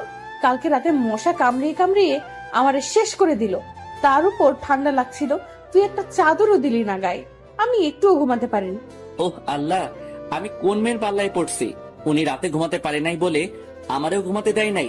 প্রতিদিন তো সকাল 6টায় উঠিস, এখন 8টা বাজে উঠছিস, তারপরও এমন করছিস কেন? এখন যা, নাস্তা নিয়ে আয়। হ্যাঁ, আমি যে সকাল 6টায় উঠি তা আপনি জানলেন কি করে? তার মানে আপনি আমায় প্রতিদিন লুকিয়ে লুকিয়ে দেখছেন? তোরে দেখতে যাবো কেন? তুই কে? নাস্তা নিয়ে আয়, খিদে লাগছে। যাচ্ছি। নাস্তা শেষ করে কাজ নিয়ে ব্যস্ত হয়ে পড়লাম। এত বড় বাড়ি পুরোটা আর 2জন মানুষকে নিয়ে পরিষ্কার করলাম। ম্যাডাম বসে বসে দেখছে আর চিপস খাচ্ছে। এই মাইয়া পারেও বটে, সারাদিন চিপসকে কাটিয়ে দিল। কয়টা খাইছে হিসাব নাই। আর এদিকে আমার অবস্থা খারাপ হয়ে যাচ্ছে খিদেই। ম্যাডাম রাতে কি খাবার নিয়ে আসবো নাকি রান্না করব? বাইরে খাওয়ার বেশি হলে শরীর খারাপ করবে, তুই রান্না করে নিবি। পারবো না, আপনি করে নেন। বাবা কি বলেছিল মনে নাই তোর? আমারে দেখে রাখতে বলছে। দেখে রাখতে বলছে, রান্না করে খাওয়াতে নয়। বেয়াদব, মুখে মুখে কথা বলিস, যা বলছে তাই কর। পারবো না, আমি খাবো না, রান্নাও করবো না। সারাদিন কাজ করছে, এখন ঘুমাবো। যা রান্না কর। শালার কপাল, বিয়ে করছি কোথায় বইয়ের হাতে রান্না খাবো, কিন্তু এমন পোড়া কপাল, শুধু থাপ্পড় খাচ্ছি। দূর, ভাল লাগে না। প্রথমে ভাবলাম রান্না করব না, পরে ভাবলাম রান্না না করলে তো মেয়েটি খাবে না। দুপুরে কাজে ব্যস্ত ছিলাম বলে রান্নাও করতে হয়নি, বাইরে থেকে কিছু নিয়ে আসতেও হয়নি। সকালে চিপস আনতে বলছে, ওগুলো খেয়েছে সারাদিন বাচ্চাদের মতো বসে বসে। যা পারি কিছু একটা রান্না করি, কিছু একটা তো খাওয়া হবে। রান্না শেষ করে ম্যাডামকে খেতে রাখতে গিয়ে দেখলাম গান শুনছে মোবাইলে ইয়ারফোন লাগিয়ে। সেটা ওনার বিভিন্ন অঙ্গভঙ্গির মাধ্যমে বোঝা যাচ্ছে। ম্যাডাম, ও ম্যাডাম। ওই কি হয়েছে, চিল্লাস কেন? খেতে আসেন। খাবো না, তোর খাবার তুই খা গিয়ে। না খাইলে আমার কি? রান্না করছি, খেলে খাবে, না খেলে নাই, আমার কি? আমি খাওয়া শুরু করার পরে ম্যাডাম এসে বসে পড়লো। আমি শুধু খাচ্ছি, ম্যাডাম যে আসছে সেটা আমি জানি না, এমন ভাব করছি। ওই প্লেট দে, খিদে লাগছে, খাবো তো। একটু আগে তো বললেন খাবেন না, তাহলে এখন আবার খেতে আসছেন কেন? তোরে বলবো কেন? তুই কে? আপনার বর। আবার যদি কোনোদিন তোর মুখে এই কথা শুনি তো তোর খবর আছে। আচ্ছা ঠিক আছে, আর বলবো না, এবার খেয়ে নিন। শুধু কি এই ভাত আর ডিম ভাজি? আজকের মতো এখানে শেষ করেন। আমি খাবো না। না খেলে নাই, আমার কি? আমি এগুলো খাবো না, কিছু নিয়ে আয় বাইরে থেকে। পারবো না, আমার ঘুম পাচ্ছে, ঘুমাবো। আমি কি না খেয়ে থাকবো সারা রাত? রান্না করা আছে, খেলে খাবেন, না খেলে আমার কি? আমি খাবো না। দূর, না খেলে না খাবে। রান্না করার দরকার ছিল, রান্না করছি। খেলে খাবি, না খেলে মশা খা গিয়ে। হাত পা বিছানায় ছড়িয়ে দিয়ে শুয়ে পড়লাম। বিছানা ভিজে ভিজে লাগছে কেন? তাহলে কি আমি হিসু করে দিছি? না, তা কি করে হয়? আম্মু বলে আমি নাকি ল্যাংটা কাল থেকে বিছানায় হিসু করি না। আজকে কি সে রেকর্ড ভেঙে ফেললাম নাকি? না, সেটা কি করে হয়? তাড়াতাড়ি করে উঠে বসে দেখি ম্যাডাম হাতে একটা বালতি নিয়ে দাঁড়িয়ে আছে। তার মানে আমি রেকর্ড ভাঙি নাই। ম্যাডাম পানি ঢেলে দিছে বিছানায়। ম্যাডাম, এটা কি হলো? আপনার জন্য কি একটু শান্তিতে ঘুমাতেও পারবো না? ঘুমাবি মানে কি? আমি জেগে থাকবো তুই ঘুমাবি, সেটা হবে না। অনেক ঘুমাইছিস, এবার উঠে নাস্তা রেডি কর। কালকে সারা রাত খিদের জ্বালায় ঘুমাতে পারিনি। খাবার তো ছিল, না খেলে কি করা থাকে বলেন? বেশি কথা বলবি না, নাস্তা রেডি কর। যাচ্ছি। মেয়েটি কি একটু নরম সুরে কথা বলতে পারে না? সব সময় কেমন যেন খিটখিট করে, ভাল লাগে না। সব সময় ম্যাডামের জ্বালাতন সাথে থাপ্পড় খেতে খেতে এগিয়ে চলছে আমার বিবাহিত প্যারাময় জীবন। বউটা আমার রাগী হলে কি হবে? কোনো খারাপ অভ্যাস নাই, তবে একটা বাজে অভ্যাস আছে। সেটা হলো স্বামীর গায়ে হাত তুলে। এই মেয়ের হাতে এখনো পর্যন্ত কয়টা থাপ্পড় খেয়েছি তার কোনো ঠিক নেই। বিকেলে ঘুমাচ্ছি, এমন সময় মনে হলো ভূমিকম্পন শুরু হয়েছে। তাড়াতাড়ি বাইরে বের হতে গিয়ে দেখি মোবাইলে আম্মুর নাম্বার ভাসছে। তখন মনে হলো ভূমিকম্পন হচ্ছে না, আমার মোবাইলই ডাকতেছে। হ্যালো আম্মু, কেমন আছো? ভালো থাকতে দিলি কবে? বিয়ে হয়েছে 3 মাস হতে চললো, কিন্তু বৌমাকে সেই বিয়ের দিনের পর থেকে আর দেখিনি। তোরা এতবার করে বললাম বউকে নিয়ে একবার ঘুরে যা। কার বউ? কিসের বউ? কিভাবে বউ হলো? ওই ফাইজলামি হচ্ছে আমার সাথে? যাও, কি যে বলো না আম্মু, তোমার সাথে কি আমি ফাইজলামি করতে পারি বলো? তাহলে বল, কবে আসবি বৌমাকে নিয়ে? আমি জানি না, জিজ্ঞেস করে দেখি যাই কিনা। তুই নিয়ে আসলে তো আসবে, কালকে নিয়ে আসবি। আচ্ছা, দেখি কি করা যায়। দেখা দেখির কাজ নাই, কালকে আসতে হবে তোদের। আচ্ছা, আসবো। এ কেমন বায়না করলো আম্মু? মুরগিকে বলছে বাঘকে ডিনারের জন্য রাজি করাতে, বাঘে যদি আমার চেপে ধরে তাহলে তো আমি শেষ। ম্যাডাম, অনেকদিন হলো কোথাও যাওয়া হয় না, চলেন কোথাও থেকে একটু ঘুরে আসি। মতলব কি সেটা বলতো? মতলব আবার কি হবে? আম্মু ফোন দিয়ে বলছে আপনাকে নিয়ে আমাদের বাড়িতে যেতে কালকে। আপনি কি যাবেন? না, আমি কোথাও যাব না, তুই যা। আচ্ছা ঠিক আছে, আমি যাব। আপনাকে যেতে হবে না। হুম। সকালে ঘুম থেকে উঠে নাস্তা বানিয়ে নাস্তা করে রেডি হয়ে নিলাম। যেতে যেতে এমনি সন্ধ্যা হয়ে যাবে, জ্যামে পড়লে তো অবস্থা হালুয়া হয়ে যাবে। তবুও রওনা দিতে দিতে 9টা বেঁচে গেল। ওই দাঁড়া, আমি যাব তো। আপনি আবার কোথায় যাবেন? আমি কি এখানে একা থাকবো নাকি? আমাকে আমাদের বাড়িতে রেখে তারপর যাবি তুই। আমি পারবো না, আপনি পথে নেমে পড়লেই তো হয়। পারবো না, তুই রেখে আসবি। আমার দেরি হয়ে যাচ্ছে, আমি আসি। আর আপনি যদি আমার সাথে যেতে চান তাহলে আমার বাড়িতে যেতে হবে, না হলে আপনার পথে আপনি যান, আমার পথে আমি যাব। তুই তো আচ্ছা ফাজিল ছেলে, আমি যেটা বলবো তোকে সেটা করতে হবে। সেটা পরে দেখা যাবে, আগে তো রওনা দেই। হুম, চল। বাস চলছে নিজের আপন গতিতে, আমরাও এগিয়ে যাচ্ছি বাড়ির দিকে। বডিগার্ডের কাজ পাওয়ার পর আর বাড়িতে যাওয়া হয়নি, আজ অনেকদিন পর যাচ্ছি। ম্যাডাম বসে আছে আমার পাশের সিটে আর চিপস খাচ্ছে। মেয়েটি কি কিছু পারে না চিপস খাওয়া ছাড়া? অনেকক্ষণ পর ম্যাডাম আমার কাঁধে মাথা রেখে ঘুমাচ্ছে। অনেকক্ষণ চিন্তা করে দেখলাম এখন ঘুমাচ্ছে, পরে যখন ঘুম থেকে উঠে দেখবে আমার কাঁধে মাথা রেখে শুয়ে আছে, তখন দেখে যদি থাপ্পড় লাগিয়ে দেয় তাহলে বাসের মধ্যে যা একটু সম্মান আছে সেটাও খেয়ে ফেলবে। তার থেকে বরং জাগিয়ে দেই। ম্যাডাম, ম্যাডাম উঠেন। কি হয়েছে? ব্যথা করছে হাতে। তো আমি কি করব? আপনার জন্য তো এমন হলো। আমি কি করছি? আপনি যদি আমার কাঁধে মাথা না রাখতেন তাহলে ব্যথাও হতো না। এই, তোর লজ্জা করে না?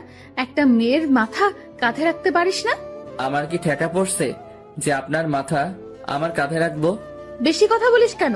চুপ থাকতে পারিস না? না, পারি না। আবার কথা বলিস মুখে মুখে। এই তালা দিলাম মুখে, আর কোনো কথা বলবো না। বাড়িতে আসতে আসতে 7টা বেজে গেল। পথে একটু কথাও হয়নি ম্যাডামের সাথে। কখন যে বাসার দরজায় এসে দাঁড়িয়েছি নিজেই জানি না। কি রে, কি ভাবছিস? ওহ আম্মু, তুমি? আমি হব নাকি ভূত হবে নাকি?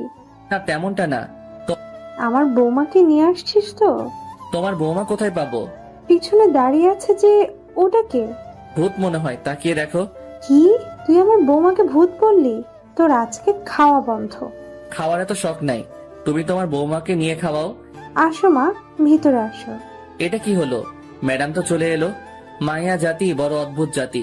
সকালে কত ভেজাল করলো এই মাইয়া, এখানে আসবে না বলে, আর এখন কত সহজে আম্মুর সাথে হাসি খুশি চললো।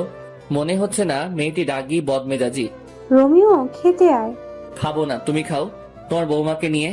রোমিও, আয় বাবা, অনেকদিন হলো একসাথে বসে খাওয়া হয়নি। না না, খাবো না, তোমাদের বৌমা আসছে, ওরে নিয়ে খাও। ওই, বেশি বাড়াবাড়ি করবি তো খাওয়ার পাবি না। এই না, তা কি করে হয় আম্মু? তা যদি না হয় তাহলে খেতে আয়। আসছি, হাফ মিনিট দাঁড়াও। দাঁড়ানোর সময় নাই, এই তো আসছি। বসে পড়। এত আয়োজন কখন করলে আম্মু? আমার বৌমা আসবে আর আমি কিছুই রান্না করব না নাকি? আমার জন্য তো কোনোদিন এত কিছু করনি, আজ বৌমা আসছে বলে এত কিছু। আবার যদি শুনি আমার বৌমাকে নিয়ে কোনো কথা বলিস তাহলে তোর কপালে কিছুই জুটবে না। এবার বল, কি করবি? কিছুই বলবো না আর। এই চুপ করলাম। বাপরে বাপ, এ কেমন বিচার! আম্মু দেখছি ম্যাডামের দিকে ঝুঁকে পড়ছে। এই মায়া কি কোনো জাদু জানে নাকি? যদি এমন জাদু আমি জানতাম তাহলে কবে ম্যাডামকে ঠুক্কু বউকে পটিয়ে নিতাম। খাওয়া শেষ করে বাইরে গিয়ে একটু ঘোরাঘুরি করে বাসায় এসে ফ্রেশ হয়ে আমার রুমে ঘুমাতে গেলাম। রুমে ঢুকে দেখি ম্যাডাম বসে আছে বিছানায়। অনেক ক্লান্ত লাগছে, তাই কোনো কথা না বলে বালিশ নিয়ে নিচে শুয়ে পড়লাম।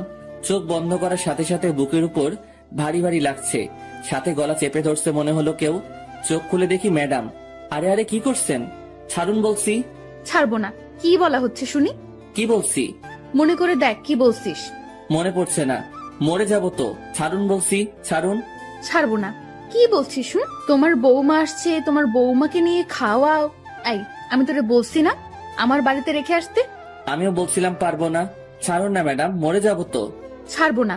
মরে যা, মরে গেলে তো আমি বাঁচি। আমি তো মরবো না। তাহলে আমি তোরে নিজের হাতে খুন করব। পারলে করেন, কে বারণ করছে?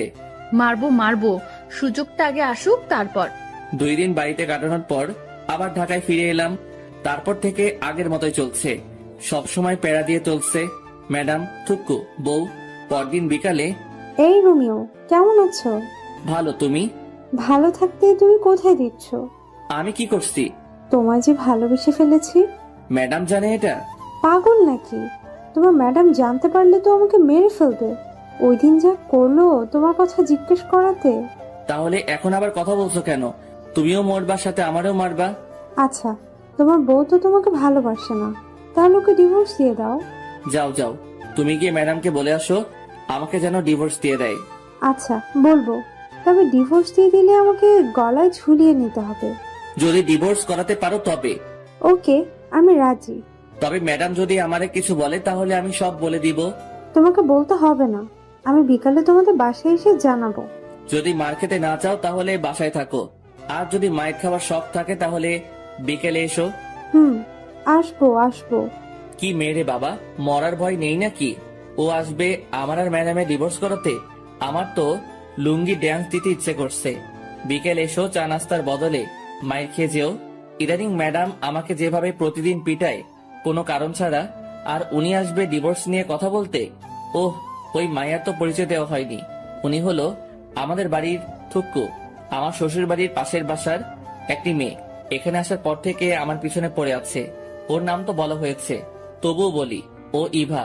পড়ালেখা শেষ করে বসে আছে, থুক্কু বসে নাই, আমার পিছনে পড়ে আছে। আজকে আর ঘুমালাম না, 4টার সময় বের হয়ে গেলাম বাসা থেকে। বাসায় থাকলে আজকে আমার উপরে দিয়ে শনি রবি সোম মঙ্গল সব চলবে। 9টার দিকে বাসায় ঢুকলাম, ঢুকে সোজা রান্নাঘরের দিকে দিলাম দৌড়। খুব খিদে লাগছে, খাবার গরম করতে হবে। ম্যাডাম ঠান্ডা খাবার খেতে পারে না, আর আমি ঠান্ডা ছাড়া খেতে পারি না।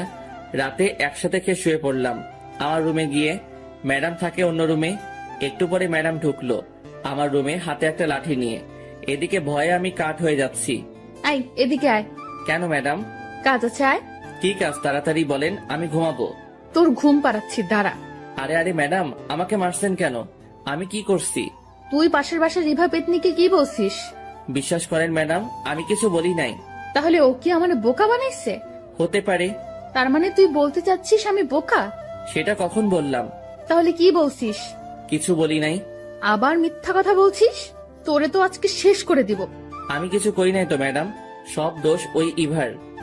ইভা, তুই ওরে বলিস নাই আমার ডিভোর্স দিয়ে ওরে বিয়ে করবি? বলিস নাই? ম্যাডাম আমি এটা বলি নাই, ও আপনাকে মিথ্যা বলছে। তুই বলছিস, আমি লুকিয়ে লুকিয়ে সব শুনছি। কি? আপনি এমন কেন ম্যাডাম? লুকিয়ে লুকিয়ে অন্যের কথা শুনছেন, এটা ঠিক না। তুই আমারে কোনটা ঠিক আর কোনটা ঠিক না সেটা শিখাইতে আসবি না, আমি সব জানি। জানলে ভালো। এখন আমি ঘুমাবো, অনেক মাইর খাইছি। কি? তুই ঘুমাবি? হুম। তোরে আমি ঘুমাতে দিব না। তোর কাজ হলো আজকে সারা রাত আমাকে পাহারা দেওয়া। পারবো না। না পারলে আবার শুরু করব, তখন বুঝবি। আবার শুরু করার দরকার নেই, আমি রাজি। চল। হুম। বাইরে না, রুমের ভেতর এসে পাহারা দিবি। ভিতরে কেন? বাইরে থেকে দিলে কি হবে? যেটা বলছি সেটা কর। হুম। ঘুমে মাথাটা কেমন করছে, আর এই মাইয়া দাঁত বের করে হাসছে। ইচ্ছে করছে ঘুষি মেরে দাঁত ভেঙে দেই। দেখ দেখ, দাঁত কেলাচ্ছে আবার। এ ম্যাডাম, এই চিল্লাচ্ছিস কেন? আমি ঘুমাবো। তোরে ঘুমাতে দিচ্ছে কে? এটা তোর শাস্তি। আমি কি অপরাধ করছি? তুই ইভার সাথে কথা বলছিস, সাথে ওরে পাঠাইছিস ও যেন আমাকে বলে আমি যেন তোকে ডিভোর্স দিয়ে দিই। কি? ও আমাকে বলছে তোমার বউ তো তোমাকে ভালোবাসে না, আমি তোমাদের ডিভোর্স করিয়ে দিব। আবার এটাও বলছে যে ও যদি ডিভোর্স করিয়ে দিতে পারে তাহলে আমি যেন ওকে গলায় ঝুলিয়ে নেই। কি? এটা বলছে তোরে? আর তুইও রাজি হয়ে গেছিস? রাজি হয়নি তো, শুধু বলছি পারলে ডিভোর্স করাও। তবে রে হারামি, আজ তোর একদিন কি আমার যতদিন লাগে লাগুক, তোর শেষ করে ফেলবো। ছিছি, বরকে কেউ এভাবে মারে? এত শক্তি আসলো কিভাবে? উফ, কি ব্যথা! এত মেরেও যদি ঘুমাতে দিত তাহলে ভালো হতো, কিন্তু মহারানী সেটা করলো না। উল্টা সারা রাত নিজেও ঘুমায়নি, আমাকেও ঘুমাতে দেয় নাই। ভোর 5টার দিকে ঘুমিয়ে পড়লাম। ঘুম থেকে উঠে দেখি ম্যাডাম নেই। সারা বাড়ি খুঁজেও যখন পেলাম না, তখন ছাদে গিয়ে দেখি ইবার সাথে লাগছে। মাথায় ঢুকছে না আমাকে নিয়ে এত ঝগড়া করছে কেন। আমাকে ম্যাডাম নিজে তো স্বামী মানতে চায় না, তাহলে কি দরকার ইবার সাথে ঝগড়া করার আমাকে নিয়ে? রোমিও, তুমি কি বলছো? এই পেতনিটা কে? কি আমি পেতনি? তোর 14 গোষ্ঠী পেতনি। তোরে যদি আর একদিন দেখি আমার বরের দিকে নজর দিতে, তাহলে তোর চোখ তুলে ফেলবো। আমিও শেষবারের মতো বলছি, ওরা ডিভোর্স দিয়ে দাও। আমি কেন আমার বরকে ডিভোর্স দিব? কারণ আমি রোমিওকে ভালোবাসি। তোর ভালোবাসা বের করছি, দাঁড়া, এখনো সময় আছে, ওর পিছু ছেড়ে দে। এবার কি হচ্ছে এসব?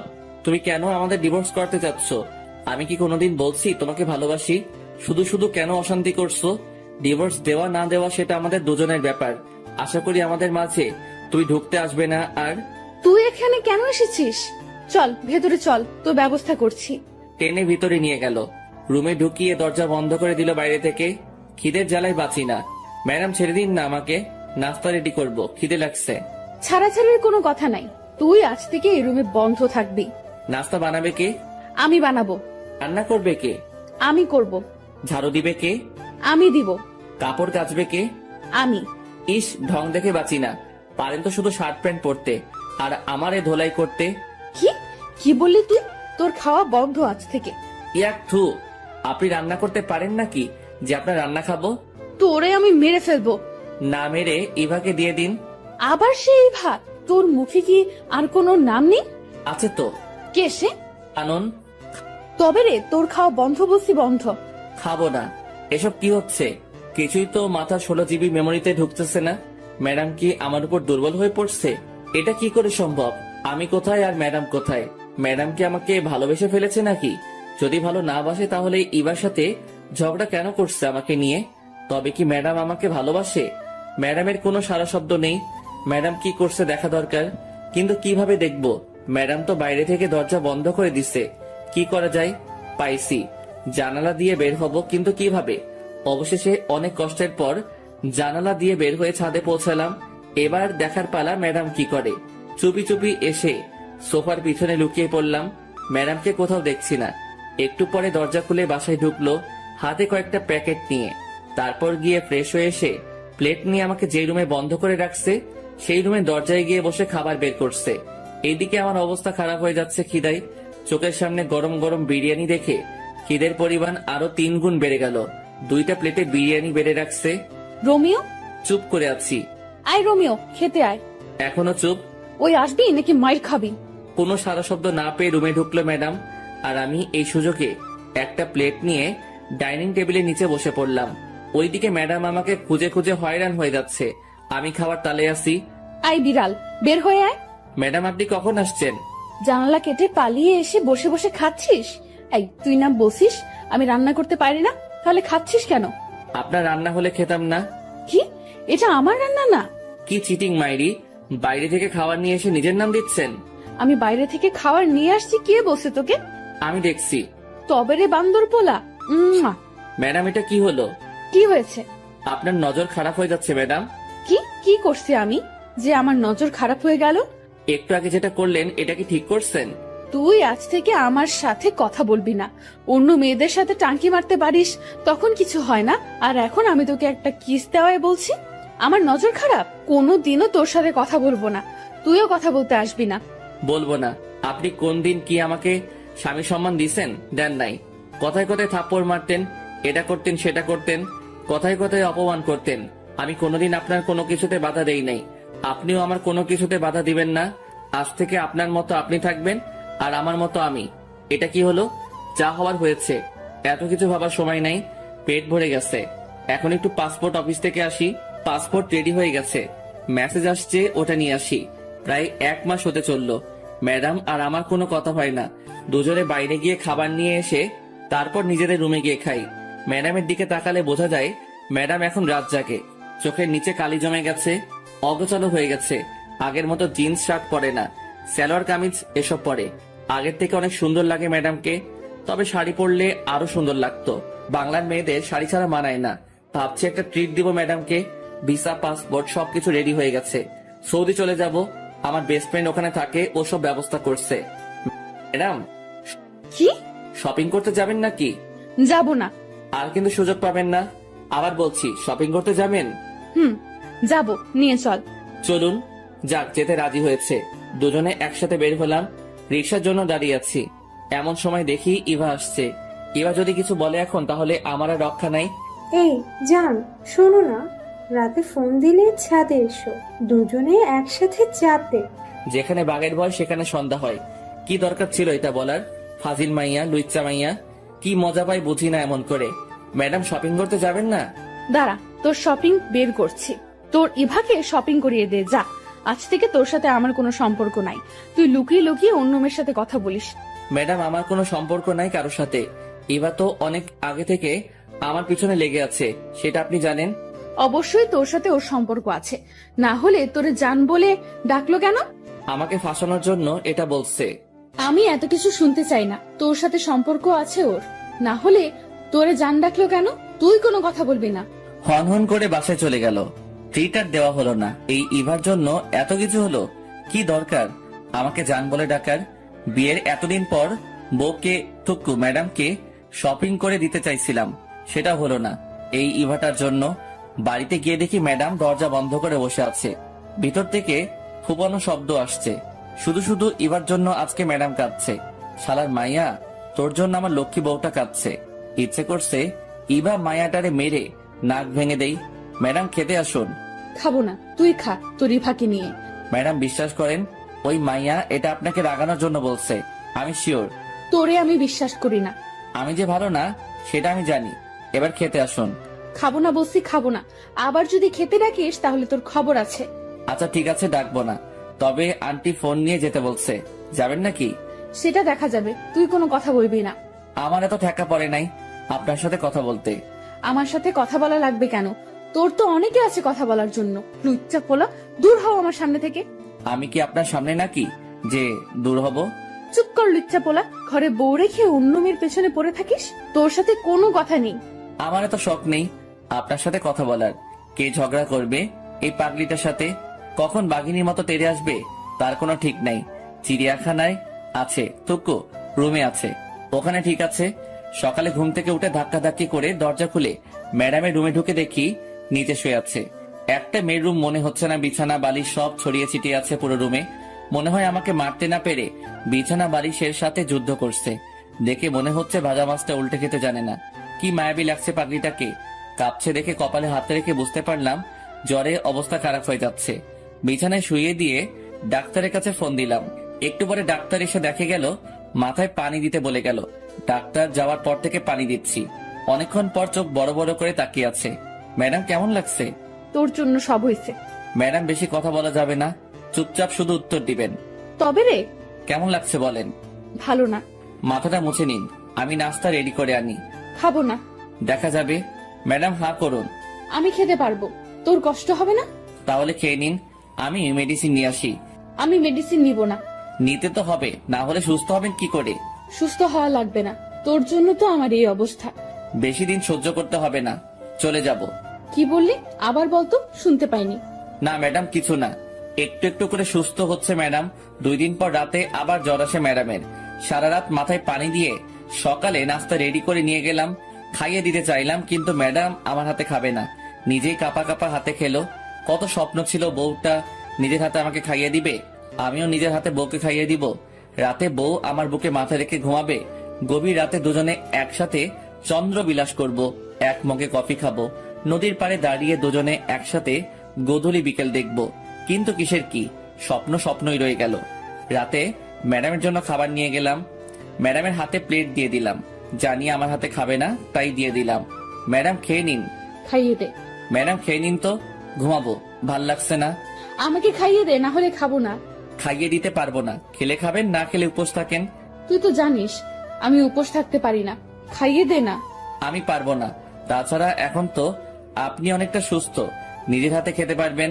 তাহলে তুই খাইয়ে দিবি না? না। তাহলে আমিও খাবো না। যখন খাইয়ে দিতে চাইছিলাম তখন তো খেতে চাওনি, এখন কেন খাইয়ে দিতে হবে? সেটা আমার ব্যাপার, তুই খাইয়ে দিবি কিনা বল। আচ্ছা বাবা, ঠিক আছে, আমি খাইয়ে দিচ্ছি, হা করেন। এই তো লক্ষ্মী বর আমার। দরকার নেই আপনার বর হওয়ার। অন্য কারো হতে যা, তারপর দেখবি আমি কি করি। বক বক না করে খেয়ে নিন তো। খাচ্ছি তো। ম্যাডাম আপনি তো এখন সুস্থ। তো আন্টি ফোন দিয়ে বলছে যেতে। তো যেতে হবে, আমাকে বাড়িতে যেতে হবে আপনাকে রেখে। তুই যাবি না? যাবো তো, চলেন কালকে রওনা দেই। আচ্ছা ঠিক আছে। রাতে ম্যাডামের জ্বর আসতে পারে ভেবে সোফাতে শুয়ে পড়লাম। কিছুক্ষণ পর মোবাইলটা ডেকে উঠে তাকিয়ে দেখি কানন ফোন দিচ্ছে। হঠাৎ করে কানন ফোন দিল কেন ভাবতে ভাবতে ফোনটা রিসিভ করলাম। তাকিয়ে দেখি ম্যাডাম ঘুমাচ্ছে। হ্যালো কানন, বলো। দুলা ভাই কি করছেন? শুয়ে আছি, তোমার কি খবর? এই তো আছি। আমাদের বাসায় কবে আসবে? কালকে আসবো। তাহলে কালকে দেখা হবে, কথা হবে। এখন রাখি, বাই। বাই। এই এদিকে আয়। কি হলো ম্যাডাম, মাথায় পানি দিতে হবে? না এদিকে আয়। বলেন। কার সাথে লুতুপুতু করছিস? ছি ছি, কি বলেন এসব ম্যাডাম? আমি তো কারোর সাথে কিছু বলি নাই বা করিও নাই। আর মিথ্যা বলতে হবে না, আমি সব নিজের কানে শুনেছি। কি শুনছেন? হ্যাঁ, কানন ফোন দিয়ে জানতে চাইলো আমরা কবে যাব। চুপ, তোর কোনো কথা আমি বিশ্বাস করি না। আচ্ছা মুশকিল তো, বিশ্বাস করা না করা আপনার ব্যাপার। আমি সত্যিটা বলে দিচ্ছি। তুই কালকে আমাকে আমাদের বাড়িতে রেখে আসবি, থাকবো না তোর সাথে। আচ্ছা ঠিক আছে। সকালে ঘুম থেকে উঠে নাস্তা করে বেরিয়ে পড়লাম। সন্ধ্যায় গিয়ে শ্বশুর বাড়িতে পৌঁছালাম। সবার সাথে আড্ডা দিয়ে নিজের বাড়ির দিকে রওনা হলাম। বাড়িতে গিয়ে কয়েকটা দিন আব্বু আম্মুর সাথে কাটাবো। কিছু বন্ধু আছে, ওদের সাথে কিছু সময় কাটাবো। কখন আবার দেখা হবে। রাতে কে শুয়ে পড়লাম। আব্বু আম্মুও জানে আমি যে চলে যাব, তবে ম্যাডামদের বাসার কেউ এখনো বিষয়টা জানে না। ভাবছি যেদিন ফ্লাইট সেদিন জানাবো। 30 তারিখে রাত 2টার সময় ফ্লাইট, সবকিছু ঠিকঠাক। ইচ্ছা ছিল যেদিন যাব সেদিনই ম্যাডামকে জানাবো, সবাইকে জানাবো। কিন্তু এত খুশি লাগছে যে কি বলবো, তাই ফোন দিলাম। আসসালামু আলাইকুম আন্টি। ওয়ালাইকুম আসসালাম। কেমন আছো বাবা? জি আন্টি ভালো, আপনি কেমন আছেন? আমিও ভালো। তবে তুমি কিন্তু খুব খারাপ একটা কাজ করছো। ওদিন না থেকে চলে গেলে কেন? আন্টি বাড়িতে একটু কাজ ছিল। আন্টি যে কথা বলার জন্য ফোন দিছি তা হলো 30 তারিখে রাত 2টার সময় আমার ফ্লাইট। কি বলছো এসব? আজকে আমাকে জানাচ্ছ সবকিছু ঠিক করে? আগে জানাইনি তো কি হয়েছে, এখন তো জানতে পারছেন। ম্যাডাম জানে না, ওনাকে জানিয়ে দিয়েন। তার মানে আমরা কেউ জানি না? না আন্টি, কাউকে বলা হয়নি। যা, এটা কি হলো? লাইন কেটে দিল কেন? জানানোর প্রয়োজন ছিল, জানিয়ে দিয়েছি। আজ সেই কাঙ্ক্ষিত দিন। আজকে আমি উড়াল দিব আমার স্বপ্নের দেশ সৌদি। সবাইকে বিদায় জানিয়ে গাড়িতে উঠে বসলাম, সাথে 2 হৃদয় এন্ড অভি। রাত 11:30টায় সবকিছু শেষে বিমানের দিকে পা বাড়ালাম। ঠিক সেই সময় কেউ একজন পিছন থেকে আমার হাত টেনে ধরলো। তাকিয়ে দেখি আঙ্কেল। আঙ্কেল আপনি এখানে কেন? আমি এখানে কেন সেটা তুমি পরে জানতে পারবে, এখন আমার সাথে এসো। আঙ্কেল আমি কোথাও যেতে পারবো না, একটু পরে আমার ফ্লাইট। কোথাও যাওয়া হবে না তোমার। কি ভেবেছো তুমি আমাদের কিছু না জানিয়ে চলে যাবে? আমি তো আন্টিকে জানিয়েছি। সেটা জানাইছো জানি, তুমি কেন সৌদি যেতে চাও সেটা বলো। আঙ্কেল দেশে থাকতে ভালো লাগছে না, তাছাড়া আমার কোনো পড়ালেখাও নাই যে আমি কোনো চাকরি করব। তাই বিদেশে পাড়ি জমাচ্ছি, সেখানে আমার বন্ধুর সাথে একসাথে থাকবো। আমি তোমাকে কাজ দিব, এখন চলো। কিন্তু কোনো কিন্তু না। তোমার আন্টি জানালো তোমার ফ্লাইট রাত 2টায়। আমিও 10টার সময় দেশে এসেছি, তারপর তোমার জন্য বসে আছি এখানে। আমি তো কোন এয়ারপোর্ট দিয়ে যাবো সেটা বলিনি। চট্টগ্রাম আর ঢাকা, এই 2টার একটা দিয়ে তুমি যাবে আমি জানতাম, তাই চট্টগ্রাম এয়ারপোর্টে তোমার ছবি পাঠিয়ে দিয়েছি। ওখান দিয়ে তুমি যেতে পারবে না, তোমাকে আটকাবে। আর এখানে আমি বসে আছি। তাহলে কি আমার যাওয়া হবে না? না, হবে না। এখন তুমি আমার সাথে বাসায় যাবে। কিন্তু কোনো কথা শুনতে চাই না। অবশেষে আমি আমার শ্বশুরের বাসায় ম্যাডামের রুমের সামনে দাঁড়িয়ে। এখানে আসার পর থেকে শুনছি ম্যাডাম রুম থেকে বের হচ্ছে না, খাচ্ছে না, শুধু কেঁদে যাচ্ছে আর বলছে রোমিওকে এনে দাও। কয়েকবার ডাকার পরও ম্যাডাম দরজা খুলছে না। তারপর আর কি, আমার দানবের মতো দেহটা দিয়ে ধাক্কা দিয়ে দরজা খুলে দেখি ম্যাডাম ফ্লোরে বসে আছে, চোখ দুটো লাল হয়ে আছে। ম্যাডাম আসবো তাকিয়ে আছে, কোনো কথা বলছে না। ম্যাডাম কথা বলবেন নাকি চলে যাব? আরে ম্যাডাম কাঁদছেন কেন? আমি তো কোথাও যাইনি। কি করে ভাবলি আমি তোকে যেতে দিব? আমার কথা একবারও মনে পড়েনি? বল, আমাকে একা রেখে কেন চলে গেলি? কোথায় গেলাম?